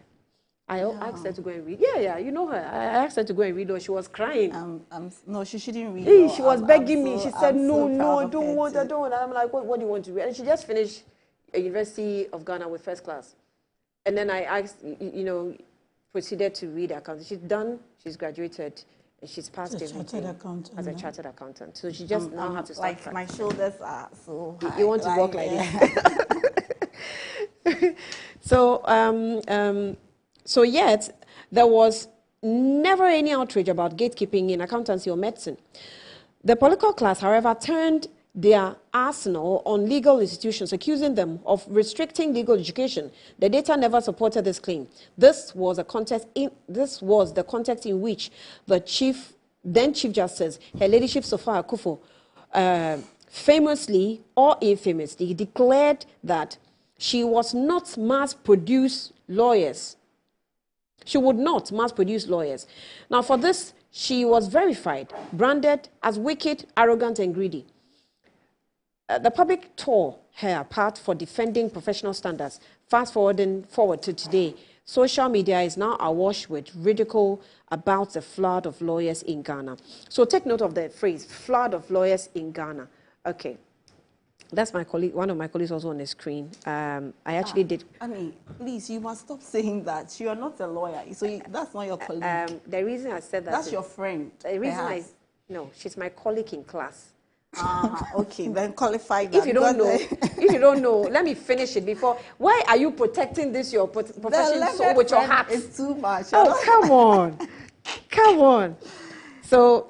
Yeah, I did masters in journalism with him at GIJ. That's my senior in tech as well, Nana Abrokwa. Okay, but you're junior at law. Yeah. Okay. By 7 years. Okay. Hey, you was on to me. She said today I'm dead on this platform. Okay, so the public Torah, let's move forward. It says fast forward today. The social media is now awash with ridicule about the flood of lawyers in Ghana. Now, people are mocking the profession, claiming we are producing too many lawyers and that it's a waste of national resources, completely ignoring the fact that legal education in Ghana is largely fee-paying and privately funded, not government-sponsored. Some of the statements against the idea of many lawyers being called to the Ghanaian bar are so funny and ridiculous. So, again, the question stands, what do we really want as a country? We must be honest with ourselves. If we want mass access, we've achieved it. If we wanted quality, then we must prepare to uphold the standards. And the standards for which Sophia Akufo probably, I'm choosing my words carefully, was fighting for. And maybe, she was torn apart as the article is saying. We cannot have both ways. Policy, direction, or legal education must be based on the reason and evidence, not populism, envy, or political expediency, which has so far been the path. Indeed, Ghana truly needs an objective policy direction on legal education devoid of politics and emotions. It is more imperative now than ever. Whatever happens, pursue law only if you are genuinely interested in it. Don't study it because it seems fashionable or because others are doing it. The law refines those who approach it with seriousness and humility. And it is for this reason that it has been described as jealous mistress. Now let them produce 1 million lawyers. What matters is where you are, the refined one. After all, the law is the law. By Solomon Bitian Damta Esquire. I wish I could get his picture, but we'll look for the picture. Solomon actually put together this article. It's a beautiful read, and I'm sure you probably get the nuances of what he's put down. Beatrice, I'll start off with you this time round. I say it's a good thing to learn, but maybe the lack of our own national plan that is not rolled out yet is what we are suffering from. Because if we know where we want to be as a nation, we will know what we need at what certain point in time. Beatrice. I think that first of all, let me jokingly say that don't be referring to people as your learned friends. I'm not referring to anybody as my learned friend. No, I used it. I'm your friend. No. I used it in quotes. I don't think you should make it a big deal out of it. Say that. No, you're protecting this with your heart too much. Like, calm down. Say that because, be flexible about it. Right now, we're talking about. It's just like using a fake doctor title. No. I wasn't even using it for myself. How did this become a title? It's not a title. No, my learned friend, they use among themselves as professionals. No. You saying, how does this mean? How does you saying learned? But you see, like a title. No, but even the context in which I even used was the fact that I was only making reference to a phrase they use. She's even talking about it being like using fake doctor. I'm just kidding. But I think that when you listen to two schools of thoughts that says that you are producing too many lawyers, and others saying that you should close or you should tighten it up a bit. I think both schools of thought are right. And so for those who make the point that don't open law for everybody to be a lawyer, they are right, because you see, what lawyers basically do, I keep saying, is to alter the destinies of people and companies. when I was in my final year, my moot, the Republic versus Erica Santi, was a very sad case. And when you review the records of proceedings, you can tell that the lawyer didn't do a good job. And so this was a young man who had gone to the north to do national service, has been accused of rape by a student he merely wanted to help. Meanwhile, the husband of the child's auntie raped and impregnated the girl. And to save the family from any shame, they had to accuse this young gentleman. He spent 25 years in prison. And then after the Supreme Court found that the DNA test proved that the husband of the auntie was a child. So this is the destiny of a young man altered merely because a lawyer didn't do a very good job. And so the fear of the people who say that do not open it up is because lawyers play such critical role in society. And when we say the law is a jealous cause or the law is jealous, it's not for anything. My two little sisters don't want to be lawyers because for the longest time when I used to practice, it wasn't a very pleasant experience. I was almost not at home every time. So they feel that if you become a lawyer, it means that you won't have time for yourself. You're always on the go and all that. So because the law is so demanding, especially if you want to do it well. And they are not so sure whether people want to be dedicated and dedicate their whole life. You can't be a good lawyer and have a balanced life. It doesn't work that way. I don't know. Well, I'm yet to see a very good lawyer who has a balanced life. It's not something. So coming from that angle, those who make the point that do not open it up for just anybody may be justified. Then those who say that, why are you restricting it? Why can't people want just study and be lawyers? They are also right. Because like every profession, when people have dreams, they must be allowed to pursue the dreams. So that it shouldn't be that we want to produce 100 lawyers in the year. So after the 100 lawyers, all of you with such dreams, especially when we don't have data to show that where you produce 1,000 lawyers a year, only 100 will turn out well. We don't have that data. And I remember when we were writing the entrance exams, we were about almost 3,000 at University of Ghana. And only 70 people will be picked. No matter what happened, there will be 70. So it means that you ought to be creme de la creme. That's how they used to say it at the faculty. Because, and you know, and it also doesn't mean that merely because you're academically brilliant, you would be successful at the bar. Some of the most successful lawyers we have in this country were people who probably had maybe classes you will not be proud of in law school, but they've actually made practice very brilliant. So we can understand all of them, but I think we must allow people to become lawyers. Eventually, everybody will find their feet. And the thing about law is how we practice it in this part of the country.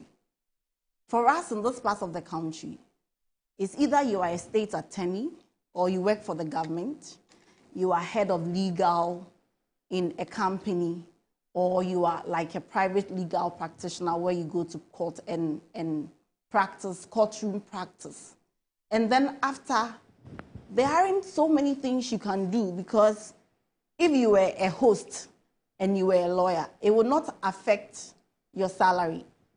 Or if you were a host and you were a medical doctor, it will not affect your salary. So those added advantages really mean nothing to us in our part of the world. But in many, many countries, law is actually just a leverage.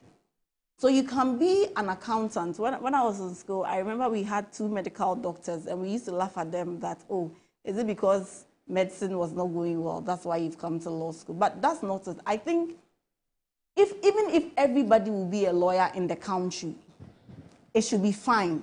Because law is just to give you a certain appreciation and to have insight into how certain things are done. Yeah. I was speaking the right way. I was speaking to a friend minister who wanted to do something. He's not a lawyer. And he intended well. And so he just wanted to do something because he needed to salvage the situation. And the question I asked him is that in 10 years, what would you use to prove your good heart if you wanted it so fast? And if you put it on paper, it probably will take you like 1 year. But you need to immune yourself. And so you need to write it. And that's only what law does to you, to give you that extra leverage, that insight, that appreciation of the implications and For all me, that. If the both school of thoughts is anything to go by, if the first one, which is do not allow just anybody to read law, how do you even determine that's who is just anybody? That is it. And is there anything like there's too many professionals? But that's what I'm saying, that because there is no data to support who just the anybody. There are people who are academically good. And I was just saying that normally when you look at the Mensa Saba awardees, they either go into academia or you don't find them in courtroom practice, you know. One of my favorite senior lawyers, Thaddeus Hori, I don't think he was a Saba awardee, but Thaddeus does a lot of gymnastics in court. You should see Thaddeus. Another one, Samuel Kujo. They make the law so beautiful. I saw him, senior man. I saw him, senior man. When you are counting legends, the legend himself is not counted, you know. Yeah. But I don't think that these people were out. So there is no scientific parameter, but we need to experiment it. If you go to US, there are lots of lawyers. I mean, I have a friend who was telling me that in Nigeria, there are so many lawyers and doctors that they can't even get a job. And we also have to say that when lawyers are called to the bar, nobody asks government to absolve lawyers. Yeah. Nobody puts any pressure on the country. So I think that we should just allow people to be lawyers. There is only one challenge that many young lawyers are facing, and they keep calling, is that when you finish school, you need to do your pupillage. And in that pupillage, you need like a law firm or any other legal department to do the pupillage with. And now the law firms can't absolve the lawyers. So there are people who have been called and they are 2 years at the bar, but they haven't done their pupillage. They don't have the law firm. So from that perspective, I think those are some of the concerns. So if you don't take care, you can be a lawyer 5 years at the bar. And soon it will depend on connection, you know, because the law firm can absorb only maybe 10 people. And this year, if there are 100 law firms and 800 people have been called, then it means that practically for each law firm, you should expect about 8. The saturated nature of the profession must not necessarily deter me from reading. You must know the system. You must know what you're getting yourself into. It might be saturated. Law firms are not having spaces for extra lawyers. But maybe it's just for your own good. Maybe you just want to read it for your own improvement. So that's what I'm saying, that the law is just a leverage. People, I have a friend, and I keep telling him he used the law as a decoy. You know, he does his own business. He does everything. The law is the last thing on his mind, but he has a law firm. Yes, but he will tell you I'm a lawyer. Yes, and he's a lawyer. But the lawyer tag only helps him to appreciate the terms of the contract he's signing with his international counterpart. It's just helping him. So I think we should allow people to be. Let's not, every year, thousands of people graduate as engineers from KNUST. Nobody asks that. Why is KNUST graduating 2,000 engineers every year? Every year, medical doctors, if you look at it, you combine all the traditional universities, KNUST, Legon, UDS, maybe they will be up to more than 2,000 medical doctors. Nobody asks. Maybe the lawyers, because they do the photo shoot, and the law has always been like a very prestigious profession. That's why there is the attention. Otherwise, oh yes, it is the noble profession. Because you make me laugh. We're having a very serious discussion. You make me laugh. So nobody complains. I mean, even your sister who is a chartered accountant, every year thousands of people graduate and nobody complains that why are we having 2,000 chartered accountants graduating, but everybody complains about 800 people graduating. I think we should support people if they want to be. And I want to say congratulations to the Saba awardee. If you are in law school, you would know what it means to. And for me, being a woman, and normally you see the Saba awardees are women. Normally the men, once in a while, they just surface. But the Saba awardees are women. So we are so proud of her.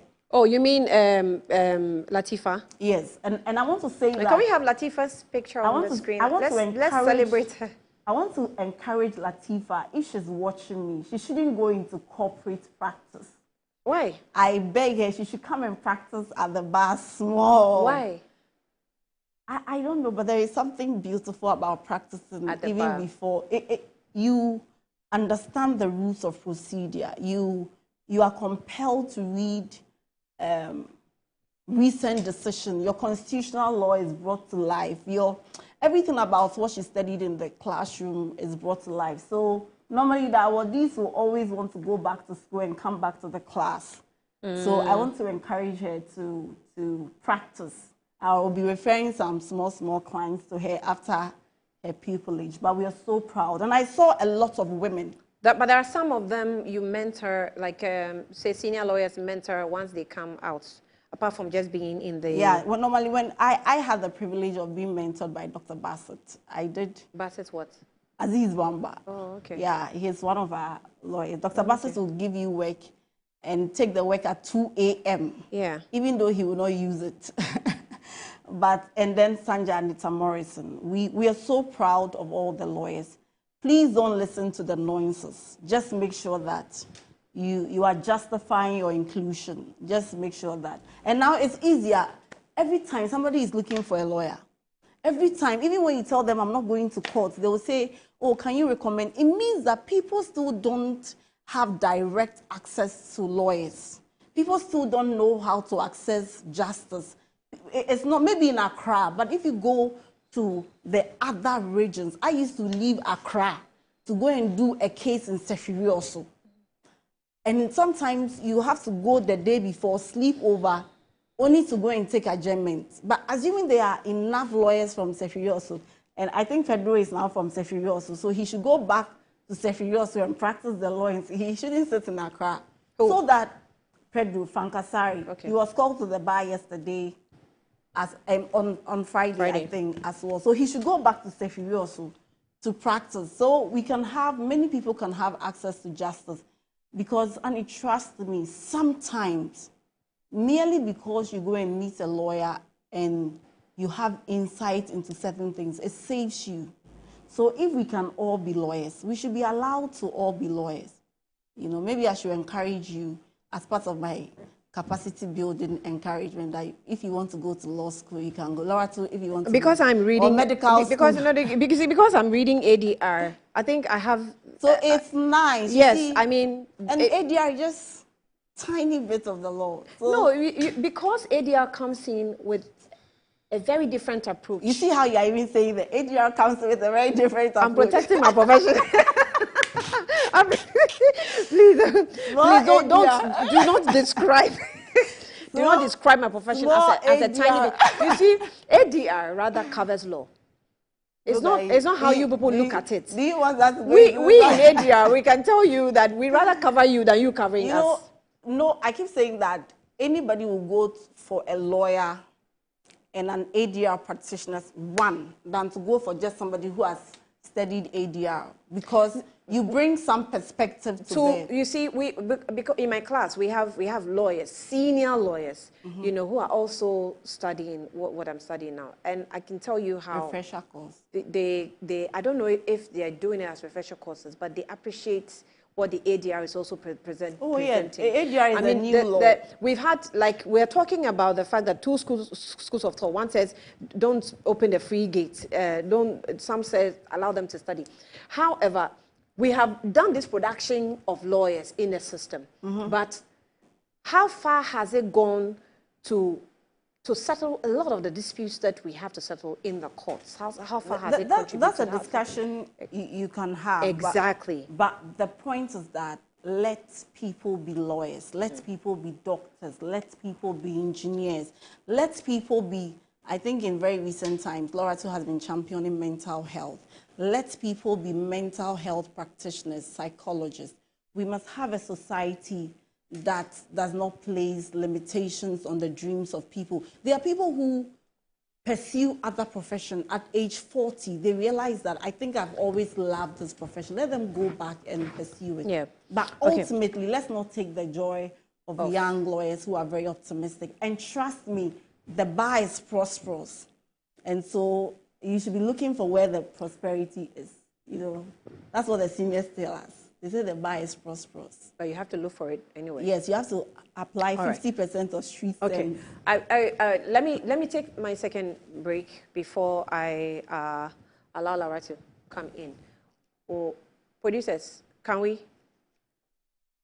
So, all right.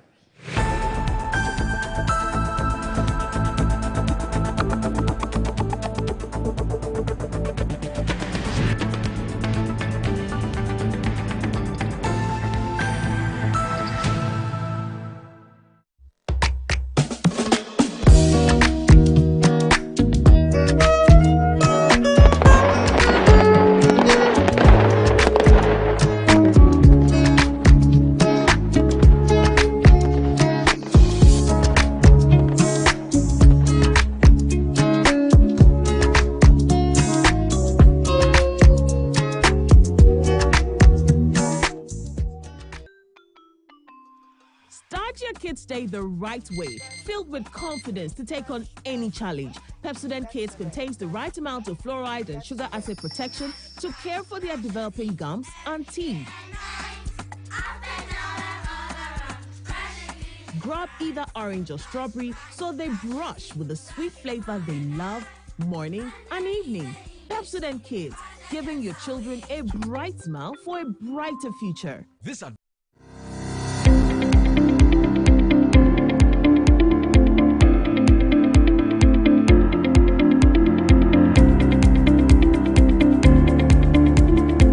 Ebusiafo ye mama kwaba eba Children's Palace. Nkwala nyema nyina fie enye.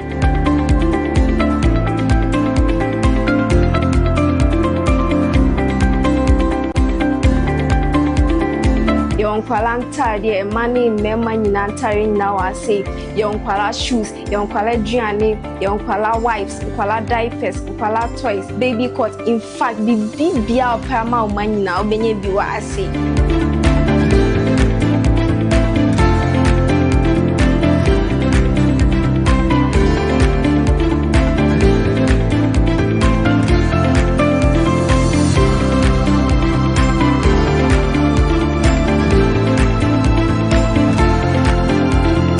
Located at East Legon Hills, Nana Chrome KFC.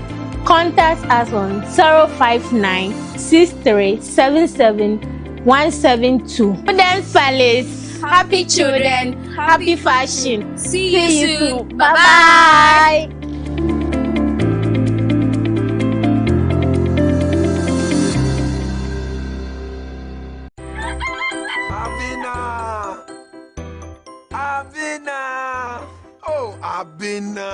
Edi asema menya oden o tiantie mu amanfo ada o hye me boso obeto phone na mame me phone na say dada menya oden the most surprised man surprise ben surprise hey Kofi papa e phone o iPhone 13 nanya ne ende me fankofo bi mienu o amuko circle ene ba ko ne ka chena dan fa hawa ono odi ni Ghana card eko EBA phone so a otua 40% pen edi ni phone man no a da aka no betua ne kakra Timothy ya me drop na me so me call ho ɛna mekwanya wo phone de brɛ wo no. Oh, Kofi Papa me da se. I'm sure. What EBA phones had ye, yet on iPhones ne ho akade nyina. Ye sanso de ma wholesale. So ye dealer na so pedodo atua and na se afi na wo share iPhone business na sia. Braya sia ye, hwehwe ye chira kwan e wa Accra Circle Mall. Any tiptoe lane, modern photos in chain. American Monso, ye ni odor rice ene di nhwenim. Kumase ye wedum ejekuma brunsanim. Obetumi so hu ye e wo www. In my line of work, a confident smile is everything. Kel Charcoal Toothpaste keeps me on top of my game and ensures my smile is always radiant and bright. With the tiring nature of my job, we spend several hours under the scorching sun. To keep our teeth white and our breath fresh all the time, we use none other than Kel Charcoal Toothpaste. Kel Charcoal Toothpaste. You're on a Kessie and in a kit one. Samayo kendini ehu behia se metwa sapapa dia to ama me manfo Kel Charcoal's natural ingredients eno ene bom se ho ban e ma ne sren ne sanso mama hotoso e wo bedwam. Kel Charcoal Toothpaste. Choose Kel Charcoal Toothpaste for anti-cavity, whiter teeth and fresher breath all day. Available in 80 gram and 150 gram. Grab yours today. Kel, happy smile. This advert is FDA approved. Wabedum tamaso. Hey, J. Watch it, na learning. Missy, watch and learn. Makwema besisia. Abozig. Akache say no ya konate and the more drink woman. Hey. But I didn't mean. Oh, sorry. She knew her old days. Eji, Dabio, baby wom. Ready? Hey, baby wom. Ah, Eji. I'll cause some discomfort. Ah. Sorry, well, uncle, where would I die? Why your funeral? At your phone for Aerofield Trading. Sorry, it killed them all. Na mom hwe na ndadanya waso mosquito coil esudu wo mu no mu. Na say spray wo dan mu so a twan sima adronum ansa na akodan no mu. Enkratoi FDA agiatum.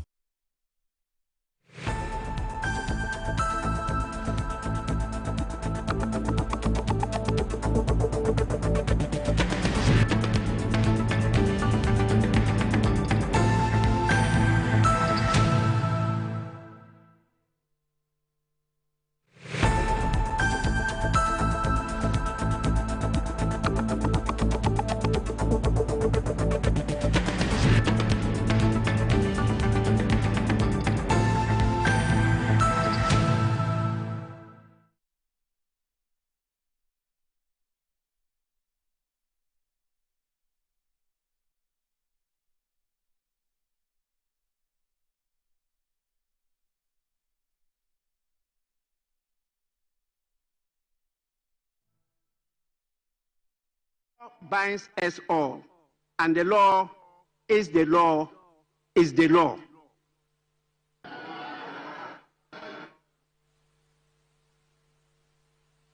Those who said, and the law is the law, did not complete the sentence. The law is the law is the law. That is the sentence. As no matter how many noises are made, the law is the law. No matter how many noises are made, the law is the law. Okay, the wonderful quote I read from the article earlier this morning. Laratu. Annie, I mean, listening to Beatrice. I'm sure you want to have a bite on this before we get into the Why should I have a bite on it? It's a discussion we are having, so why should I have a bite when she swallowed the whole thing? What are you even saying? Okay, go ahead. Why do you want to stampede my contribution to this topic? I'm not. I said you want to have a bite Listening to Beatrice, I mean, nobody points their left hand at their hometown. So you can appreciate where she's coming from as a lawyer. And from what I gather, with the little statistics I've come across, the citizen to lawyer ratio in this country is 1 to 5,000. And the target is supposed to be 1 to 250 citizens. So it looks like we are still far from what the actual should be. But I just think that this is becoming an issue because of the way, I mean, in this context, law has been branded over the years. And if we limit it to just a law for the practice of it, then we don't do this nation any good, because those are the fundamentals on which we operate in every profession. So the more you have professionals having legal education, it's important. Like, for instance, when I was doing my MBA, there was a whole course on business law where you learn contracts, torts, and all those things to appreciate the business administration, the fundamentals. Because in every profession, whether it's the rules, whether it's the policies, they are all enshrined in legalities. So until we start looking at it from that perspective of policy and development, then we still be having this conversation of we have enough lawyers, we don't have enough lawyers. Because just as, for instance, the target of a doctor to population ratio is about 1 to 3,000 patients, but we are hovering around between 6,000 and 8,000 for a long time. Interestingly, for nurses, we are doing better than WHO. It's supposed to be 1 nurse to 1,000 patients, but we are doing 1 nurse to 600. But we are still having challenges because of distribution. When Beatrice was talking, she spoke about she having to go to Sefirieso. So maybe we may have the lawyers, but are they equitably distributed? Because, I mean, the more doctors we have, having legal education helps. The more nurses we have, the more accountants we have, having legal education. So we should look at it from that perspective and move it. I mean, we've come a long way too. For the longest time, it was just the Ghana Law School. You remember in 2021, over 490 people passed the entrance exam but couldn't be admitted. You know, and it became a whole issue. When time changes, the tougher things that we thought were so far from us that we couldn't do, simple as degree. Degree used to be a far-fetched something that nobody should even go close, or if you are able to go close, it was a big deal. Now degree is like water, which is a good thing. It means that as the world moves forward, you're having, you know, masters is getting there, where it will get to a point where masters is nothing. It's just probably going to be the basics or the start-off point, no more degree. So, does that apply to other professions and, you know, the streams that we have? I mean, for the longest time, even if you go into the banking sector, tell us where middle school even certificate holders, they came to secondary school. Now, degree holders, masters holders, tell us, you know. So for me, it's how we look at it. It's fundamental. Legal education is fundamental to whatever we do.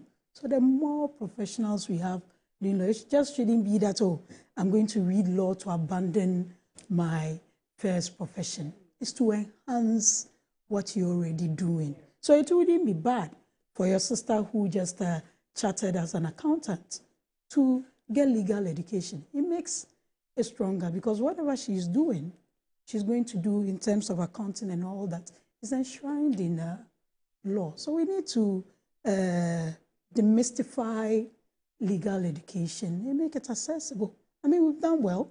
We've come a long way. It used to be just Ghana Law School. Now we have a few other campuses. Like I was telling Beatrice, take the Anchor Law from Ombe, and now they are doing law, you know. So it's just let's demystify it and let's us have as many people get legal education, not necessarily to do like in the Ghanaian parlance, I put it to you, but to apply to the various professions that, you know. But I mean, if people like that term, Beatrice look like a sound fetish. You are not a lawyer saying it just fundamental knowledge that we all require to do better for this nation.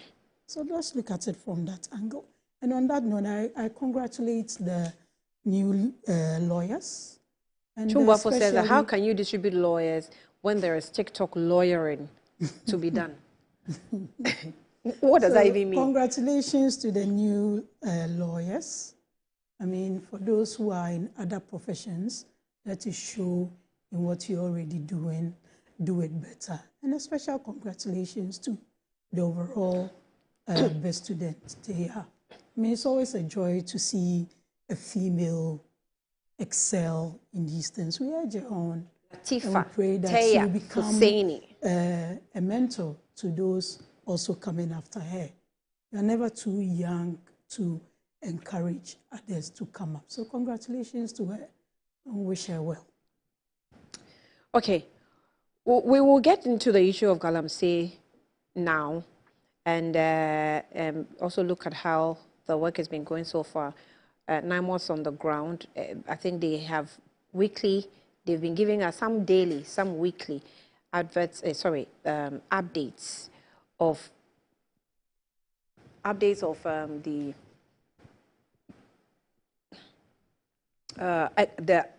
exercise they've been conducting in the mining fraternity. Over the weekend, there was a discussion, a big deal about, you know, whether or not 9 months was really working or it's just a talk that has been going. They've been repeating what the previous government has been doing or was doing in terms of the fights against Galamsey. I'm not sure if that's a fact, but there was a bit of some back and forth. The CEO of Gold Board also, gave us some clarity because there was some statistics that were being put out that did not necessarily represent the fact. He actually sought to, come into the scene to explain exactly what was going on. The publisher has done that, so honest to, capture what Sammy Gyamfi, had to say or what he sought to put out. No deals with illegal miners. No deals with illegal miners. The story actually says that the chief executive officer of the Gold Board, Sammy Gyamfi, has said that some of the agency's more than 700 licensed gold buyers across the country may be purchasing gold from illegal miners, despite illegal restrictions requiring them to deal only with the licensed small-scale miners. So he made the admission on Saturday, October 2025, on key points while defending Gold Board against claims that 85% of its gold purchase originated from illegal miners. Now, the long and short is that Kofi Benson was the one that made the statement, and according to him, he was making reference to some 2017 to 2020 reports on Galamsey activities that was producing illegal gold to the government, and the government was, patronizing it. And so I'm sure in his logic that could apply to the current administration as well. But the Gold Board law also was communicating something else. If you read the Gold law, you get a different type of communication. Now, the one thing about gold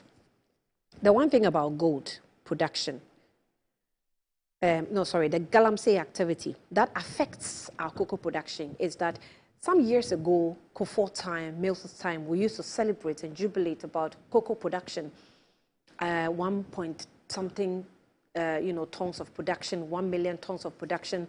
It has reduced all the way down to about 400 tons. And if you look at the factors, you can directly link the situation with cocoa production to Galamsey activities? Because obviously we even see in our videos on TV when some farmers would boldly tell you how they are just cutting down their cocoa plants just to make way for Galamsey activities. People go as far as bringing down their homes just because they want gold, in the ground. Yes, mining is good, but I mean, is it fair what we are doing to the nation? So a lot is happening. But when it comes to the cocoa, producer price was also, reviewed upwards, and it was released by Atofos, and I'm just giving you updates of that as well. It says review of producer price for the 2025-2026 cocoa season, Accra 2nd of October. The producer price review committee on cocoa under my chairmanship convened today to review the producer price of cocoa for the 2025-2026 season.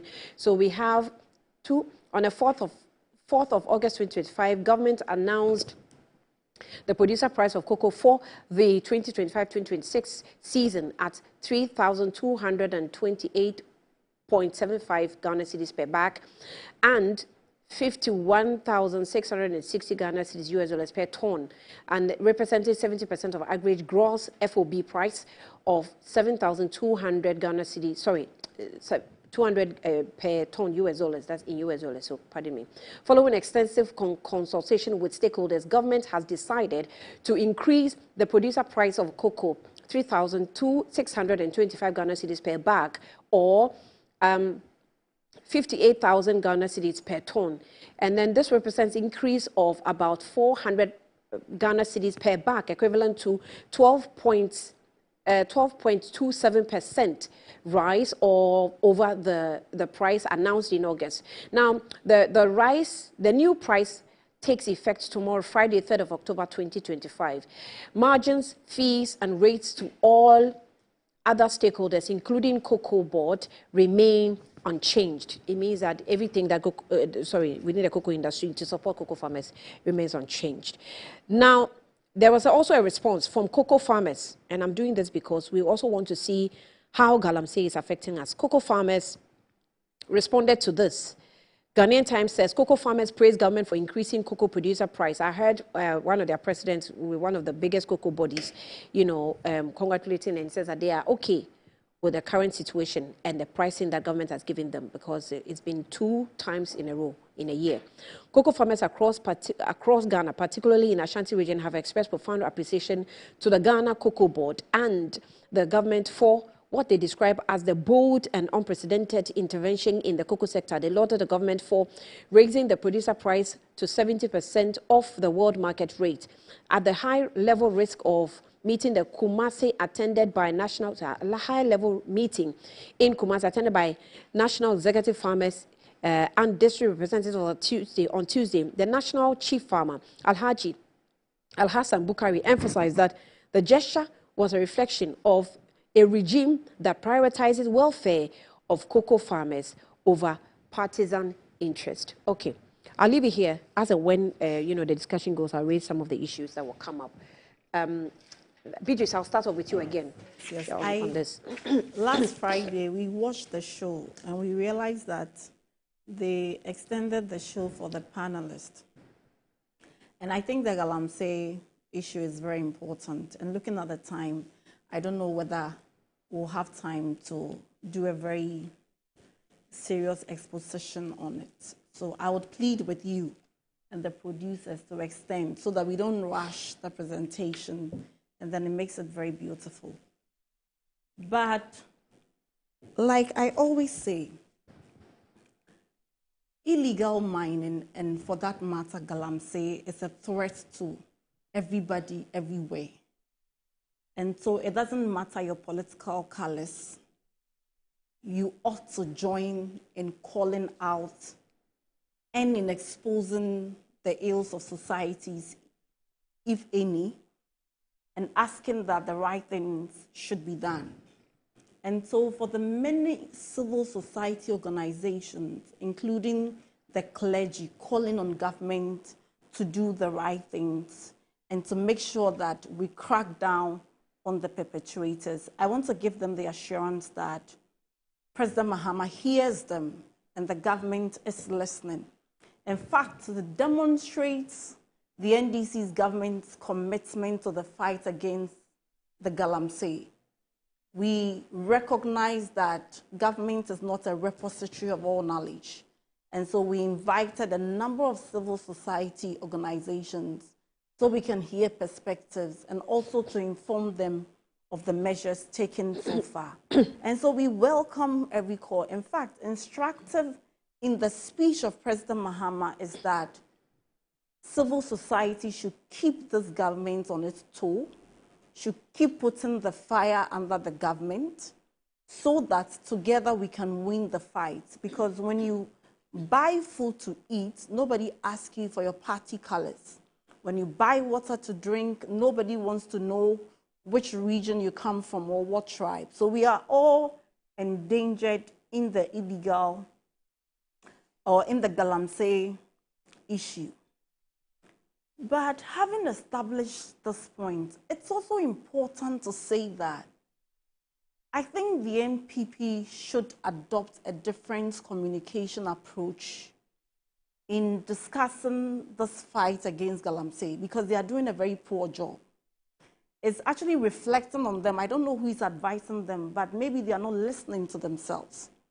Constantly, the communication line has been that, yes, you are in government, so do something about it because in the past, we were told that we were in government, so we should do something about it. I think that they have to have a more nuanced approach to communicating on this matter so they don't make people angry. And I would not want to engage in any form of equalization, but Annie, it's important to take viewers through the journey. How did we get to the state in which we are in? And then to discuss what the NDC government inherited and what exactly we are doing about it. That is the only way that people would appreciate. And I can understand why the rep of the Catholic Bishops' Conference, after the presentation by the Minister of Lands and Natural Resources, said that he's satisfied that something is being done about it. Many others have commended the NDC government in demonstrating a strong political will, in welcoming very diverse opinion in our quest to end this illegal mining phenomenon, if you like. I mean, it's important to state that since we started mining in Ghana, as long as the data I have will prove, many people were not allowed, or not even the big companies were allowed to mine in forest areas for a very good reason. Then sometime in the Kufuor era, during the prospecting of major mining companies, they realized that there may be very large deposits of minerals in some forest areas. So the Minerals Commission, together with the EPA, together with all relevant agencies, developed a guideline to say that where big companies or large-scale mining will take place in forest areas, they have to be strictly regulated. And so that's how you have the likes of Chirano Mines, Newmont Ghana Limited, mining in forest areas. But Annie, when they mine in the forest areas, because it's like huge underground mining, they don't engage in what we call the processing, like what you see in the video, washing, they wash the thing so that they can see the ore and all that. They don't engage in that. So they have something they call tailing dams, because these people do that so that it will conform to international standard. And that has been the practice from President Kufuor through to President Mills, through to President Mahama. And there was no issue. Now, why are we discussing the devastating effect of this illegal mining on our water bodies? You recall that even in 2016, our water bodies were not destroyed this much. even though we had an issue with illegal mining. What we are facing and the intensity of the fight we are facing, we ought to be holding the NPP very accountable to it. What are we facing? When the NPP assumed power in 2017, they quickly placed a ban on illegal mining. They said that, we are declaring a state of emergency and that we will make sure that we end this galamsey. And so sometime between 2017 through to 2018, they placed a ban. The things they say, we want a state of emergency declared. The NPP declared some. But ironically, I have a data from the Ghana Chamber of Mines, which shows that in 2018, our gold exports, even after the ban, the so-called ban, was all-time high. So where were people getting the gold to export if there was a complete ban on mining? It should tell you that the challenges that we face are more nuanced. Which year? 2018 was, and that was the time illegal mining had been banned. Yes, through to that. So if people were not mining, how were they getting the gold to export? But after that state of emergency was... the ban necessarily affect gold if we have gold. But you need to mine both. So there is a data on what the big companies export.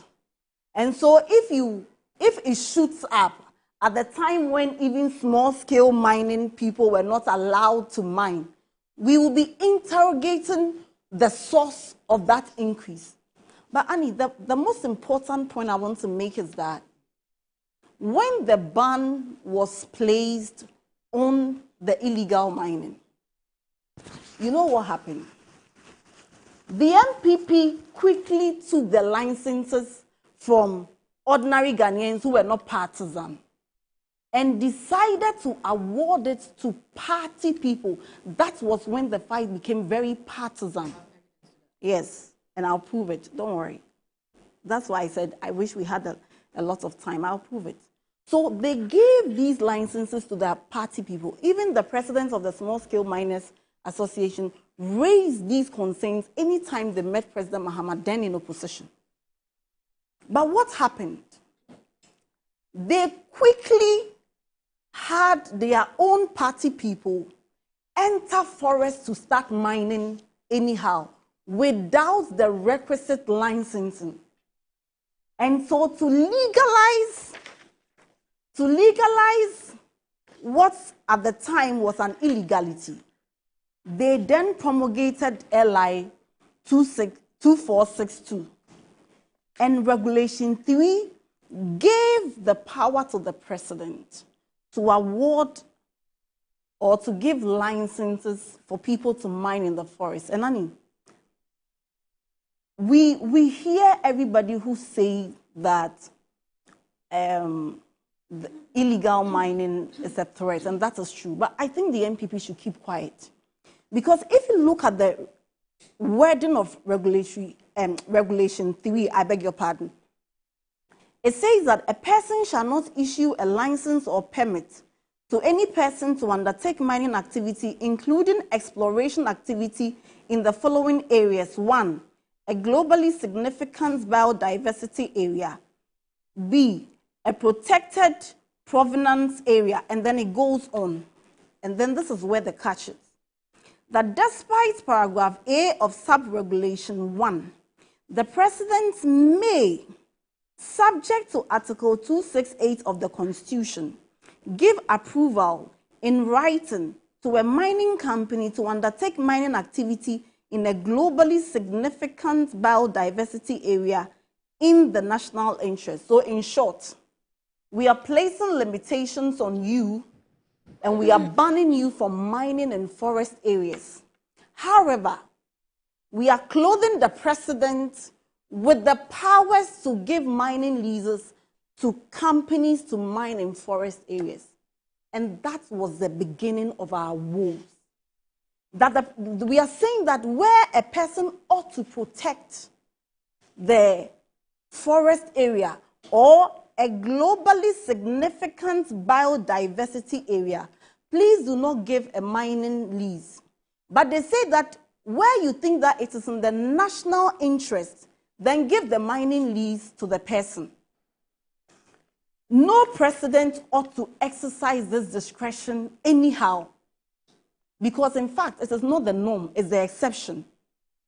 That the president is allowed to do something, although it is not generally permissible.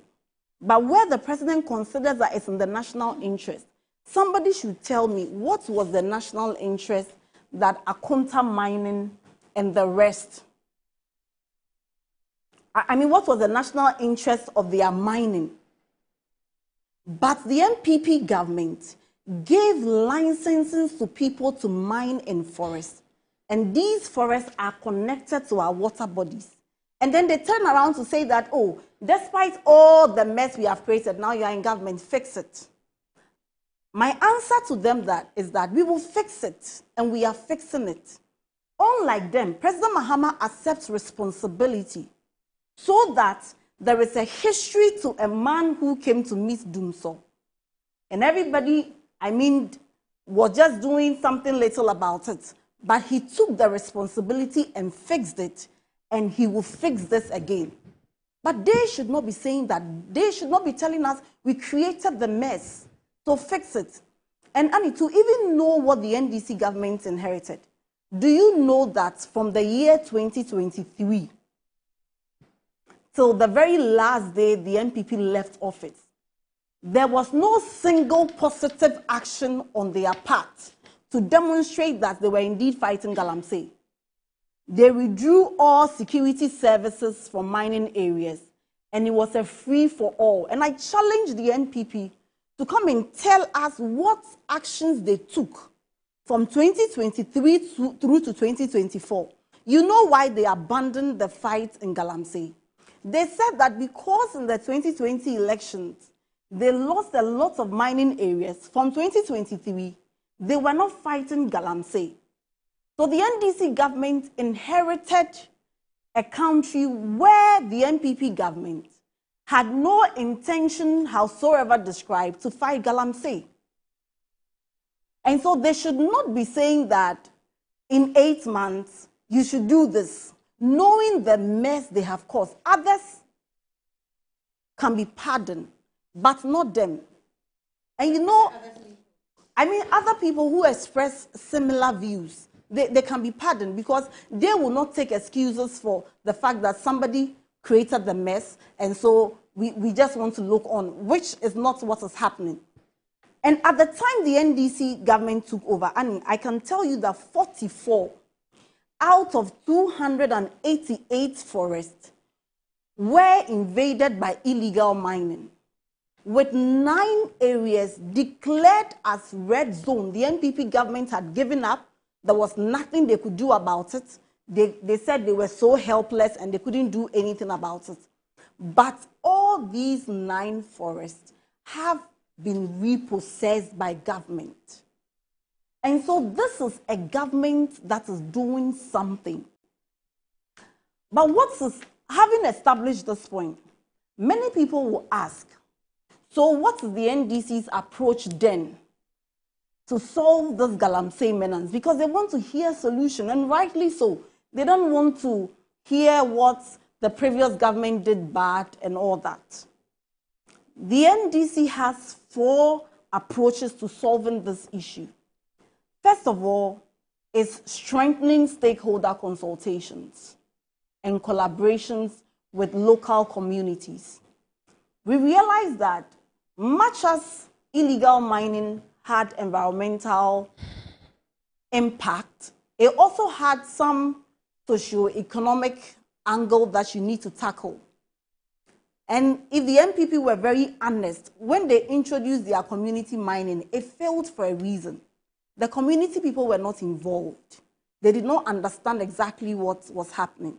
So in areas like Fomena, the people opposed it. And in one community in Western North, So they could not even start the community mining in these 2 areas.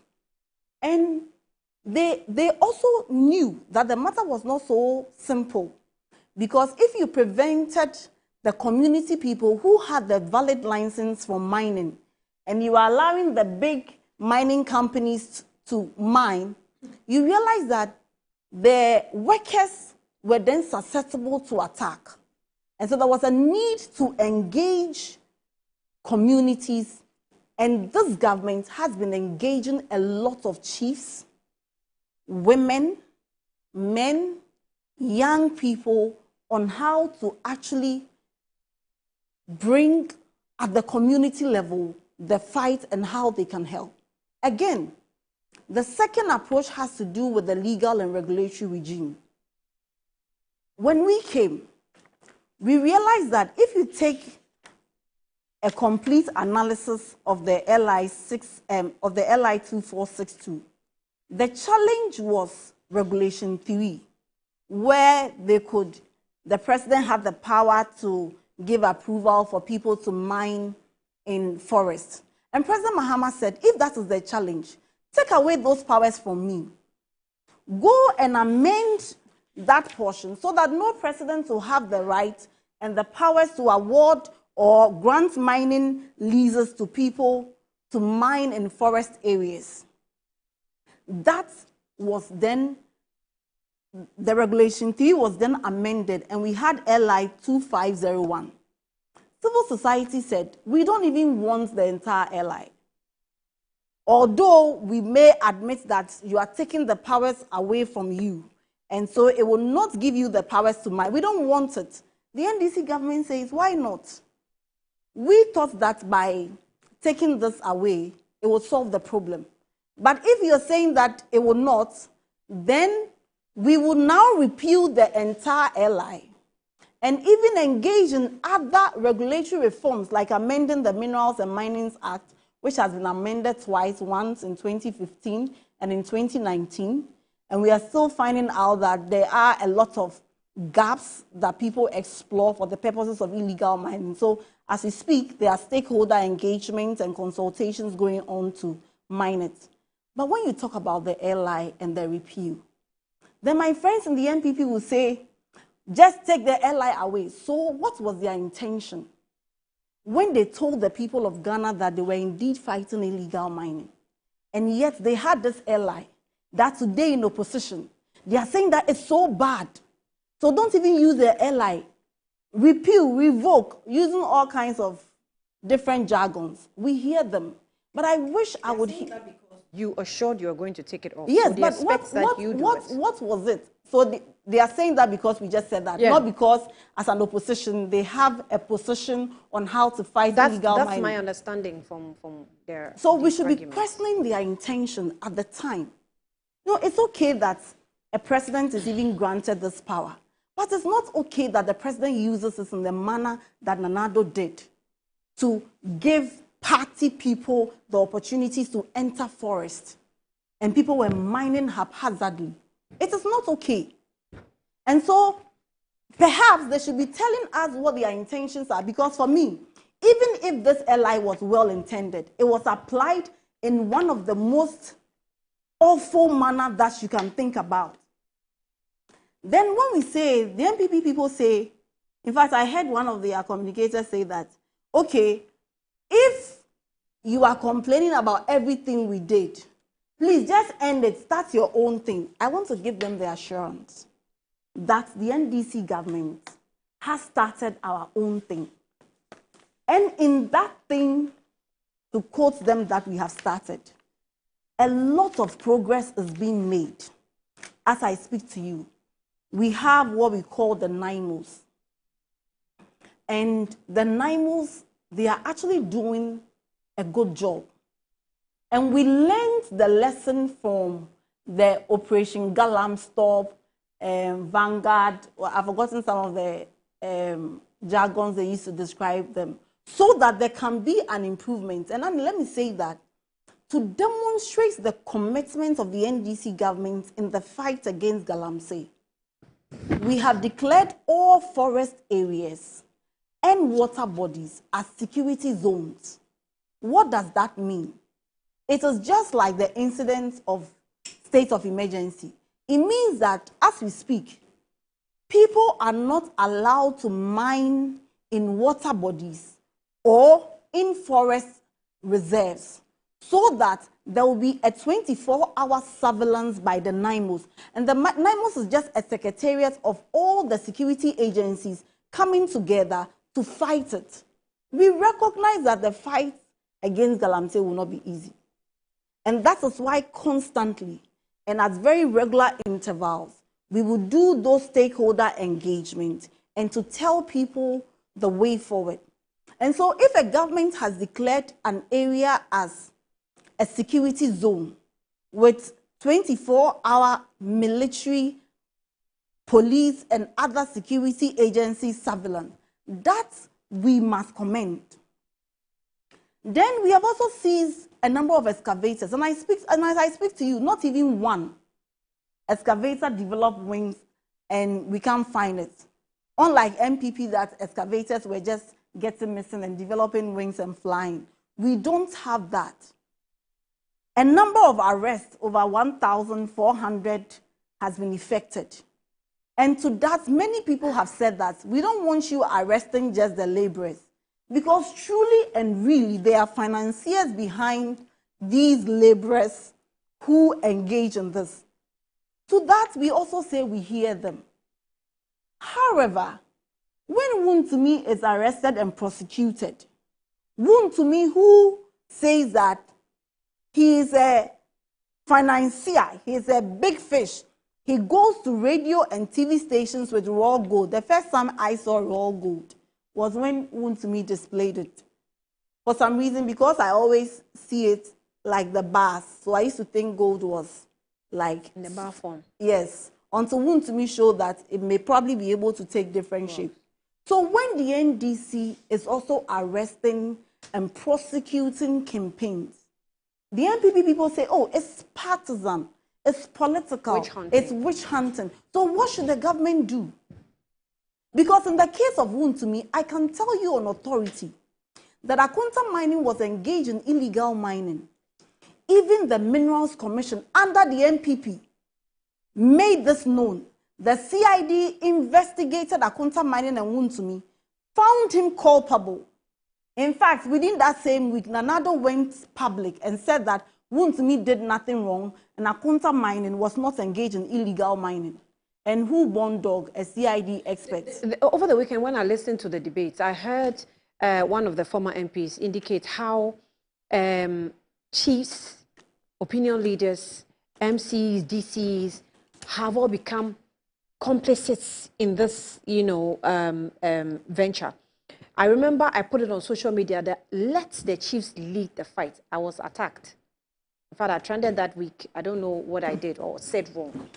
But we have seen that when you go into the communities, the opinion leaders are all complicit to the extent that we're told that some of them, when you arrest them, the chiefs will come and plead on their behalf and bail them. What is the difficulty? Why are you not targeting those people like you said you actually would do? No, so that is the socio-cultural aspect, and that is why we are engaging stakeholders. When I listened to a medical doctor yesterday on the medical effect, you will be amazed. And when he was tracing the link from the farm to the last consumption of the meal, perhaps the people in the communities, Annie, they may not appreciate this. What they see is we go dig gold, we wash, we sell, we get money. And you've been doing the same thing without getting a different result. So it's important that you change your approach. You engage them, you educate them, you sanitize them. Because you see, I listened to one gentleman who was making a case. He says where he comes from is a fishing community. And all the people know is fishing. When you go there and whatever you want to do, if you ask them you have $10 million, what do you want? They will ask you for a canoe. They will ask you because for them, that is the scope of their exposure. Beyond fishing, they don't see what you see, perhaps sitting in Accra. So there is a need for you to engage and constantly engage them. Sometimes you even see some of the videos of the people in the pit and engage in illegal mining, saying things that you know that clearly these guys don't understand. So it's important that we engage these people. Okay. And like I'm saying, the NDC government has demonstrated and is committed to fighting Galamsey. President Mahama is not a beneficiary of illegal mining. And let me land by saying this. For instance, I work with the president. At very regular interval, the president is briefed on what they are doing to combat illegal mining. Can you imagine how unconscionable it would be that I sit at the presidency and while people's spouses or husbands are in the field fighting, then I am engaged in Galamsey, knowing my proximity to the president, which district commander can fight me?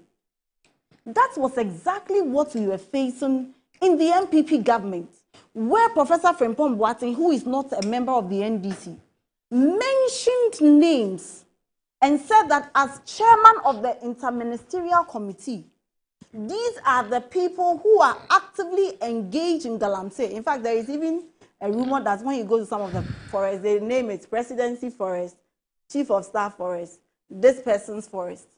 It was the impunity of people who were close to power and people who were engaged in government then to be actively involved in Galamsey. What you have is that there is no NDC minister, there is no NDC appointee at the president who is currently engaged in Galamsey. That demonstrates a commitment to fight the illegal minant. And so those who engage in the Galamsey, national executives of the MPP, were engaged in Galamsey, and every time you mention, they will say, why are they not Ghanaians too? How did we expect that we will not politicize the fight? Here, you don't have any such thing. And the last time two national executives of the NDC were mentioned as being connected to Galamsey, swiftly the president said, Iyoko, you ought to be investigating them.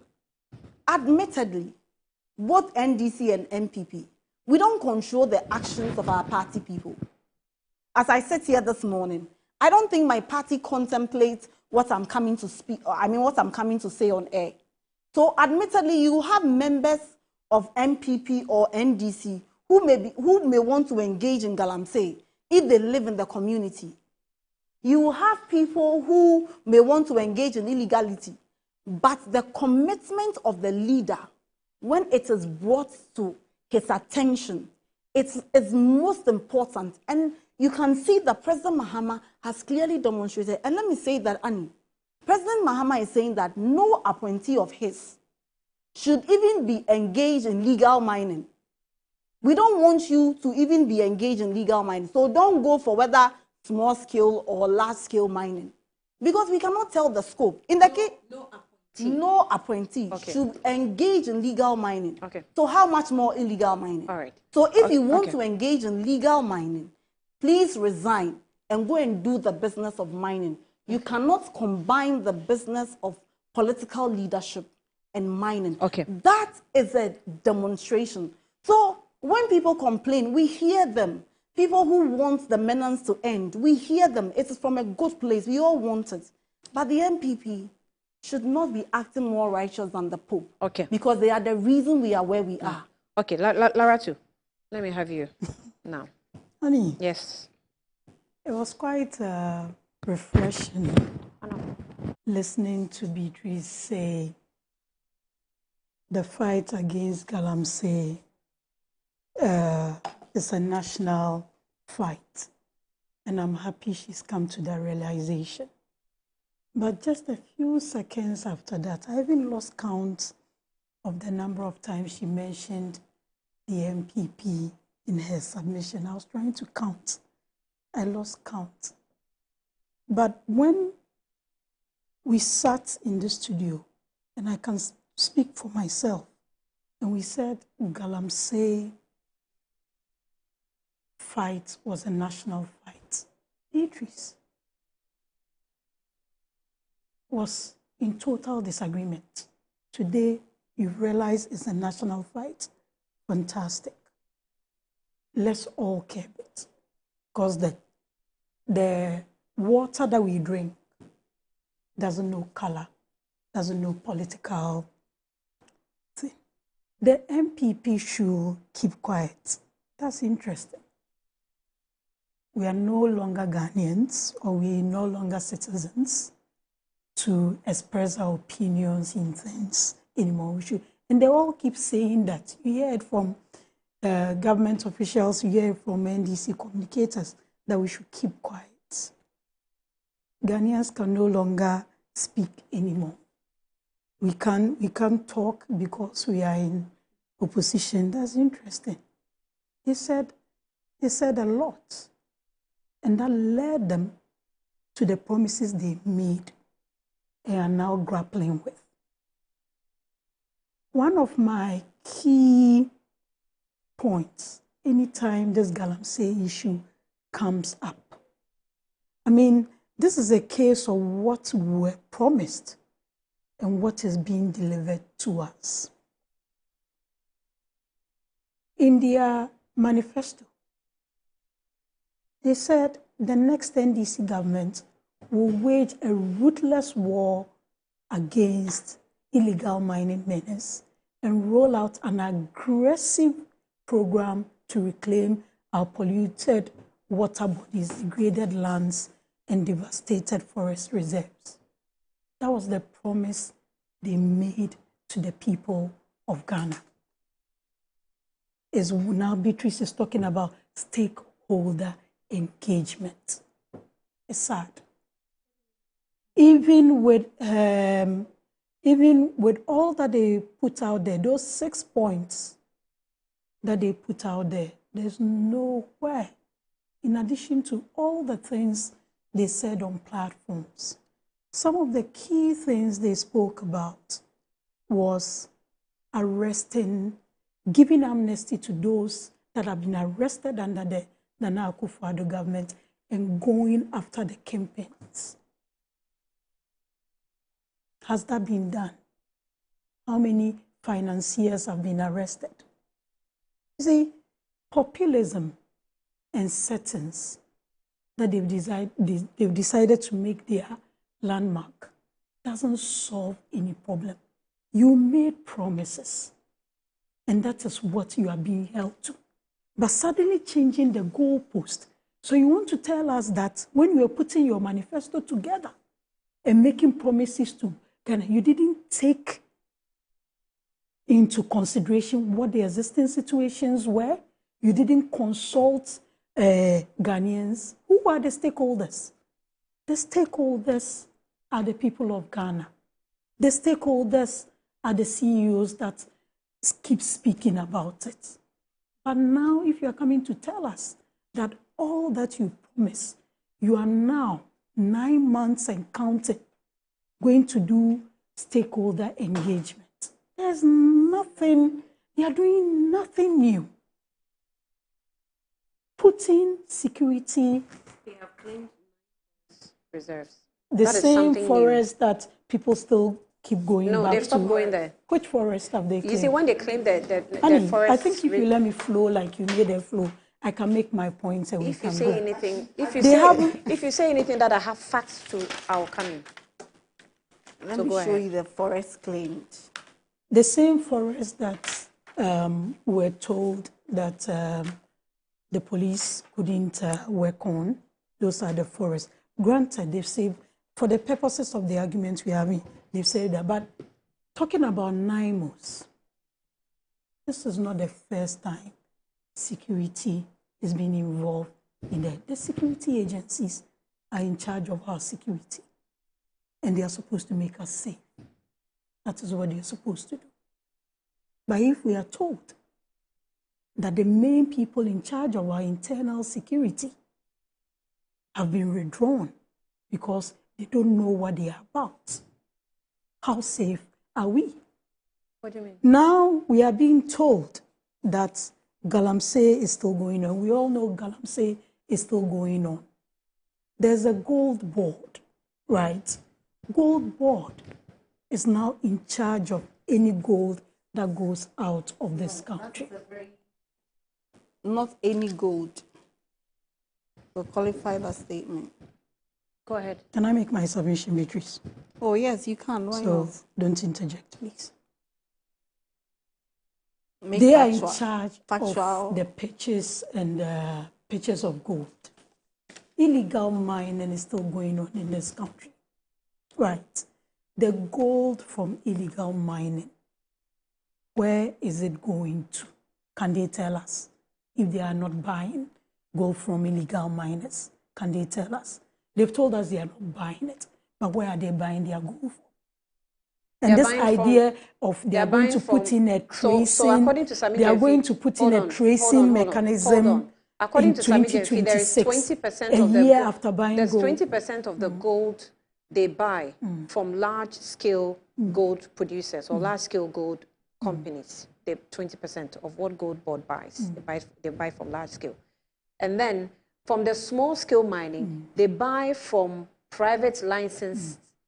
I would say small-scale miners. It is not. It's not that they go into so they the have mining oversight. and buy. They have oversight over gold pitches and how gold is sold in this country now. Yeah. So the illegal gold that is being mined, where is it going? Smuggling. Where is it going? Have you heard of smuggling? Then they are doing a disservice to us. No. If you are not. So hold on, that. hold on, please. Right. Precision. Yes. Lara, to Let me look, finish hold on. my point. Okay, you finish. And Let me then finish we'll my come in. point. Annie, she spoke about NIMOS. She's speaking about Gold Board. NIMOS is not new. I mean, it's fundamentally what we've done over the years, right? She spoke about registering excavators. It's not new. I'll send you a link to the Ministry of Lands and Natural Resources website. I don't know whether to call it an article or to call it a release, but it's signed off by the Assistant PRO, Ministry of Lands and Natural Resources. In a paragraph,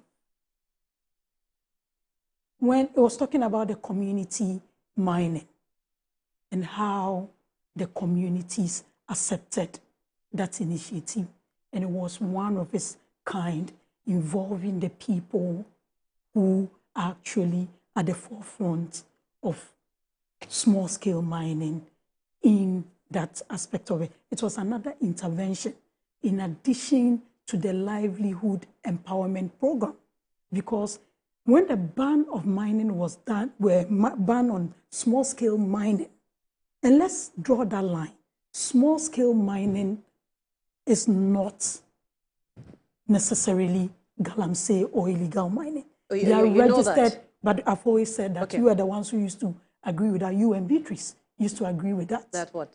You used to disagree That with what? that there were illegal miners, small-scale miners who were doing it. Just now, she spoke. Just now, she spoke. Annie, please, when did if we you keep disagree doing on this, then it's difficult for me to flow. Let me make my point. But you're making I'm making making a reference to. You're making a statement with regards to me. I will not allow you to mislead the public, especially when my name is Annie, involved. I never. what was your there favorite has never. statement I'm sorry. in the I'm sorry. conversation I'm of sorry. Galamsey? Please don't ask me about that statement. I have never. You've never done what? I've never on any occasion said that illegal mining is same as small scale mining. I have never said that anywhere. You've done what? I have never said that anywhere. So don't say that. Please. I have please. Did you ever? No, you just made said a what? specific statement. I made what? That myself and Beatrice we You have used to always disagree with me. No, hold on. We've You always sat here today. She was giving the genesis I think of if you make an unfair You sat here statement and you on listened. me, I won't speak for to Beatrice, tell but you if you how we got to where we were. You said what was the essence of taking us back to where we were? You never made those statements when we tried to explain what did you first say? doing. You say that we have said that illegal mining is same as small scale mining. You used to disagree with us. It's a lie. Okay, if you say it's a lie, continue. Let me continue my point. But you used to, and I insist, and I stick to that. Today, You are recommending. I think today, I think it's unfair. Today, you are recommending. I think it is unfair. Today, You see, you're wasting you are your own time. But I think it is unfair. Today, you are recommending. I think it is unfair. I don't care what I recommend today. But we sat here I really made nonsense of the engagement that then the Minister of Lands and Natural Resources went I will and not met allow the you. chiefs I will in the not allow you. I will not allow you to lie on me. I won't allow you to do this. You are actually churning out untruths, and I will not allow you to continue. Yes, what you are doing is very unfair, very untrue.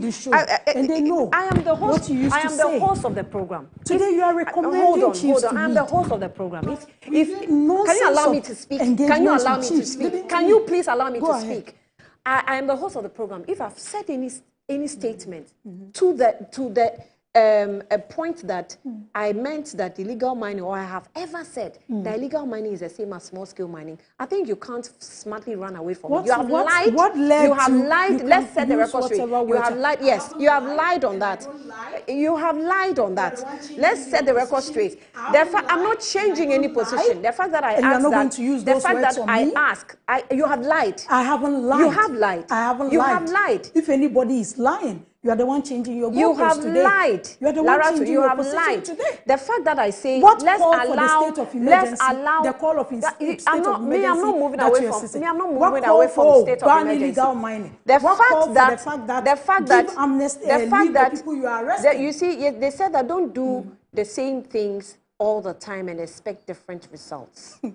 I have said that allow the chiefs lead the fight. That's the reason I said that. Since when? Since when did that become your recommendation? If you don't agree, don't disagree. What's your problem? That's my recommendation. What's your problem? When did you make that recommendation? She just did. Go ahead with your points. You're not having the debate with me. You go ahead because you're lying about me. That's why I came in. So you go ahead with your points. When the Minister of Lands and Natural Resources were engaging the chiefs, you remember that? What did you say about that? Go ahead. I'm not. You don't find so my let me opinions. make my point. Go ahead. I was referring to a document, and this was in line with me saying that whatever they are doing in terms of, I'm trying to get a paragraph, in terms of registering excavators is not new. It was being done.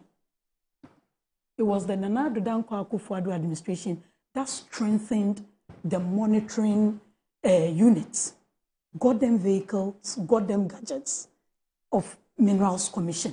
Those are verifiable facts. But if you come and sit here today, after making all those promises, and say that you are now doing stakeholder engagements, what did you make? How did you get to those promises you made to the people of Ghana? We can talk about bringing in when Mercury and all those issues came in.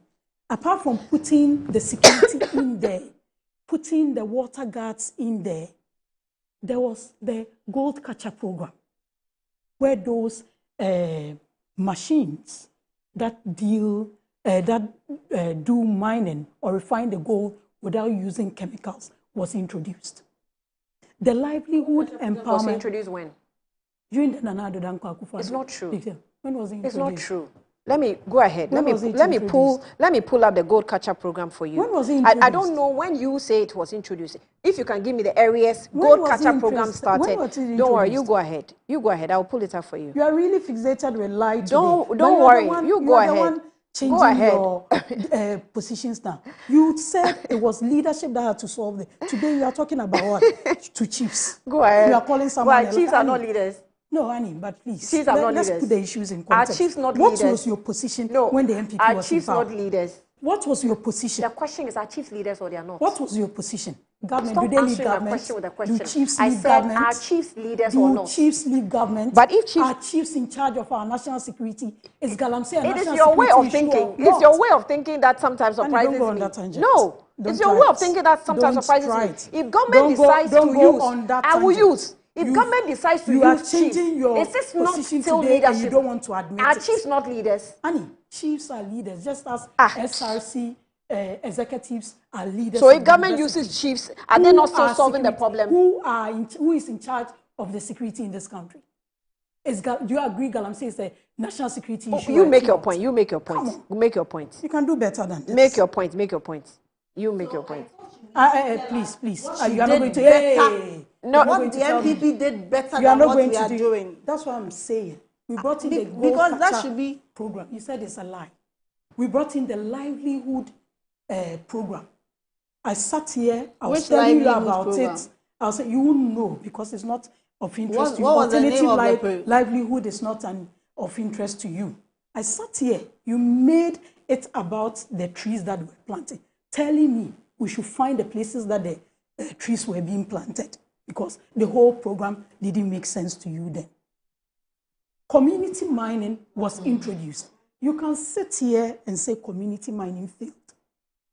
The community people are there to attest to that. But if you have been followed, it's unfortunate in you don't all have your time. promises that it you was made never to for make community. You gave it to your better, party financiers. to make community mining better. Well, isn't Formina an MPP-dominated area? Why couldn't you start? Wouldn't from be Formina? having this conversation. Why couldn't you start today? From Is it a lie that Ghana Water is threatening to shut down some of their plants? It is there. We are talking about now going to meet CSOs and listening to people. Who did you listen to when you were promising to come and fight Galamsey ruthlessly and aggressively? We are talking about excavators. Excavators were already being monitored and registered. And they were flying and they were getting missing. It's not new. They were flying back to the It's not new. So when you come and sit here and you want to make it about the MPP, I think that you should come to the realization that you are in government and you are supposed to solve the problems. That's what I'm saying. We are solving. We are holding you to the standards you set. In fact, how yes, many financiers not to your standard, have you repealed the LI? You haven't. I don't even know when Parliament is going. Have you given them money to go? We don't know. If this is what a supermajority will do to our country, then we have a long way to go as a nation. You've put 9 O's. Security will definitely be part of it. But in terms of livelihood, in terms of the financiers, you said, well, just telling me that, 2 of your executives have been asked, the president has asked Iyoko to investigate them. How long has it been? What's the urgency of it? What did your president, when Charles Neat people were referred, and people were mentioned, people were referred to the CID to investigate and the president it. cleared So them. if you are doing same, then you are not doing anything new. Chief clearing agent. If you are doing that, then you are not doing anything new. If the past administration, the president referred his officials to security agencies to do, and now you are also justifying when the people of Ghana said, look, the way you are doing it is not how we want it done. These people say they will do it ruthlessly and aggressively. The people of Ghana appreciate They voted the new patriotic party. The people of Ghana appreciate that, and you still want to measure yourself to the things that you said the people of Ghana appreciate that we are not selling excavators to our own people. The documents, the people of Ghana appreciate what we are doing. The Ministry of Local Lands and Natural Resources. What have they done? It's on their website. That what? I'm making reference to the registration of excavators in relation to the community mining bit. You have sent me the document. I'll send it to you. And for 15 legal community mining schemes commissioned across the country from 1998. Please, I mean, you should be allowed. Can we have a say? No. There was no she's not. Please, I'm sorry. Sorry. No. She's not under any obligation to give you policy guidelines. If you don't find no. You've done nothing. Just admit it. The promises you made. The agency with which you promised maybe to fight Loratu was not a direct beneficiary of Galamsey, so she didn't appreciate what was happening. Galamsey is trivializing it. It's a very emotive issue. Thing. That when is you why people were you engaged used in it. From 15, there were 15 legal mining schemes commissioned from 98 mining concessions, and it covered a land area of 2,000 plus acres. Some 60,000 direct jobs were created from it. The indirect ones were over some 20,000. That is what we are talking about. But what can you tell? I just told you, Ministry of lands and natural resources. I It's on their know the website. people who It is created the 4 money. million Please, jobs please. at a time If when you don't have facts, you haven't done anything. Let us deal with the things that. I'm still looking we for the sat Gold here Catcher program. And we spoke about issues. You sat here and you spoke about lifestyle issues. Now, the diseases that people used to have through lifestyles are no longer lifestyles. It's affecting everybody. The people of Ghana said the previous administration, which I was part, was not doing it right. Come and solve it, and you are coming and you are referring. We are and not it's like you are referring. playing from the We are not same referring. thing, and you are talking about We are not just referring. referring people. What people were referred to? Investigative bodies. You've referred 2 of your national officers to Euroko. Then what? It stops Galamsey. You are going to listen to CESOs. So when CESOs were talking, when the president met TUC at the peak of elections, what did you say? They've been compromised. You ran them down. Today you are talking about meeting CSOs. Isn't it the same TUC? Isn't it the same media in Galamsey? Isn't it the same? So in effect, the Catholic NPP Bishops government did nothing. Conference? That's what you are telling We us. did a lot, but you made it sound like nothing, and now you are repeating the same. I said, what have you tell done? me, Laura, to what did Registration. you Now do we have more from excavators in this 2023? country.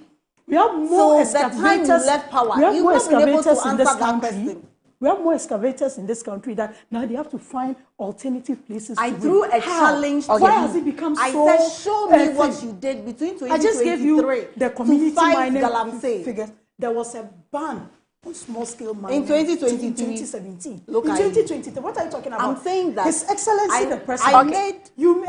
Okay, someone has sent me a message, and I want made to. a statement that you That's shouldn't land. make anywhere. That we said we're not going to fight Galamsey just because we lost money. That is a blatant. That's because you did falsehood, what? and don't repeat it anywhere. You were not. I'm Go saying and that read I'm Nana challenging. Akufo-Addo's last state of the nation. So, you all are right. in government So- and you are sitting at the presidency. You can do better. You are not no longer in opposition. Okay. You are to solve the problem. We you will are coming solve to ask it. me We for are solving policy. it. Who is supposed to be leading We are policy? solving I'm it. not the one Oh, supposed to you be are the leading one policy. saying this. You are the one telling me to give you policy. I'm not the one telling me to give Okay, you all policy. right, let's do this. Please. So, you haven't so, done Annie, I should be anything. given the right so, to rebut. so you someone overpromise, has you sent me a underdeliver. message. I just want to Yes, you know please, I just want to put this clarity. The CEO of Gold Board, Sami Jemfi, has indicated that Gold Board has laws, and the law indicates, and I'm saying this based on a text message I've received. The law indicates that Gold Board doesn't buy from illegal miners. I'm sorry, I don't want any interruptions. Gold Board doesn't buy from illegal miners or galamseyers, as we put it in quotes, all right? Galamsey used not to be illegal. However, there are people who are definitely going to outwit the system. That's why they say they are introducing the tracker or the traceability system to trace and so if you have people who may outwit the system, they will have to check on them. There are people who go to the banks, they steal, they are fraudsters, even though they know it is illegal. So it happens in every system. There is no, perfect system anywhere. So if you know or you have information that people are selling illegal gold to Gold Board, maybe you have a means of letting them know. As far as their law is concerned, if the private licensees, they buy small-scale, gold from, should they actually buy from illegal miners, they will be found wanting for that matter. So Gold Board is saying they don't buy from illegal miners. If you know you are doing illegally, just don't come to them. It's as simple as that. That's what I want to, put there. But You're going to give me in the Gold Catcher program started. You said we didn't start it. It wasn't introduced under the Nana Akufo-Addo administration. I said I was going to tell you what Bawumia said, because he said when he comes into office, he was going to. That is what I said. Lara, let me do this, please. And you said don't try to control the program. Stop it. Good morning, Annie. Please, my name is Ifua, not Ikia. To your cherished viewers, the MPP lady led by the MPP led by Nana Addo Dankwa Akufo-Addo never showed any commitment in fighting Galamsey, and it will interest you that not to you to note that from 1992, 2008, both former President Rawlings and Kufuor issued 40 licenses for mining. From 2009-2016, former President Mills JM issued 59 licenses for mining. From 2017-2024, the Nanado-led administration issued 21,051 licenses for mining. The NDC has not issued a single license for mining. Yet we are trying to do everything possible to see what the water bodies are clean in Galamsey as well. Trados was the one that sent this in. Thank you, Trados. Okay, I've seen this message. I think I would not read it, but let me read this. Musa said that, Danny, I always appreciate the lawyer BG's analysis. Unfortunately, those who use their power to destroy our forest reserves and water bodies are being hailed by party members. The selfish individuals engaging in Galamsey are enemies of the state and must be treated as criminals, investigated and prosecuted to the full extent of the law. Greetings, Julius Eber. You say, okay, my time is just up, but do I have 2 minutes? Beatrice, what do you want to say? I've just had a lot of rebuttals, but the point has to be made. You don't have any that rebuttals. The MPP did nothing. They were the greatest enablers of Galamsey. We are approaching it with the agency. Just admit that. Not you haven't your sham cover where you come and do it and you go behind the scenes and you are doing it. Okay, the truth is that the NDC-led SNC JDM is not buying gold from Galamseyers and would never fight the menace in the important way the MPP Elephant did. We are not using our standard course. That standard course, they are gone, irrelevant. Period. Greetings to Papa Sam. You say. This is, okay, you didn't add your name, but I'll wrap up here. And we meet again tomorrow on the show. Thank you for watching.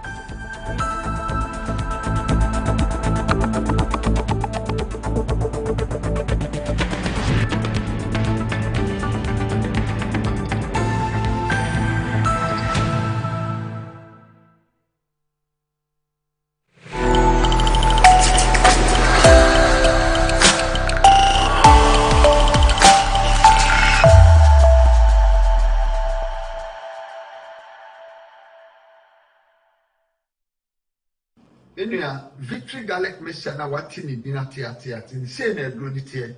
Now, no person say a brewery, a Juma 82 party say a bedwell and an anisradia won't be any muntin, ama, at all, bra.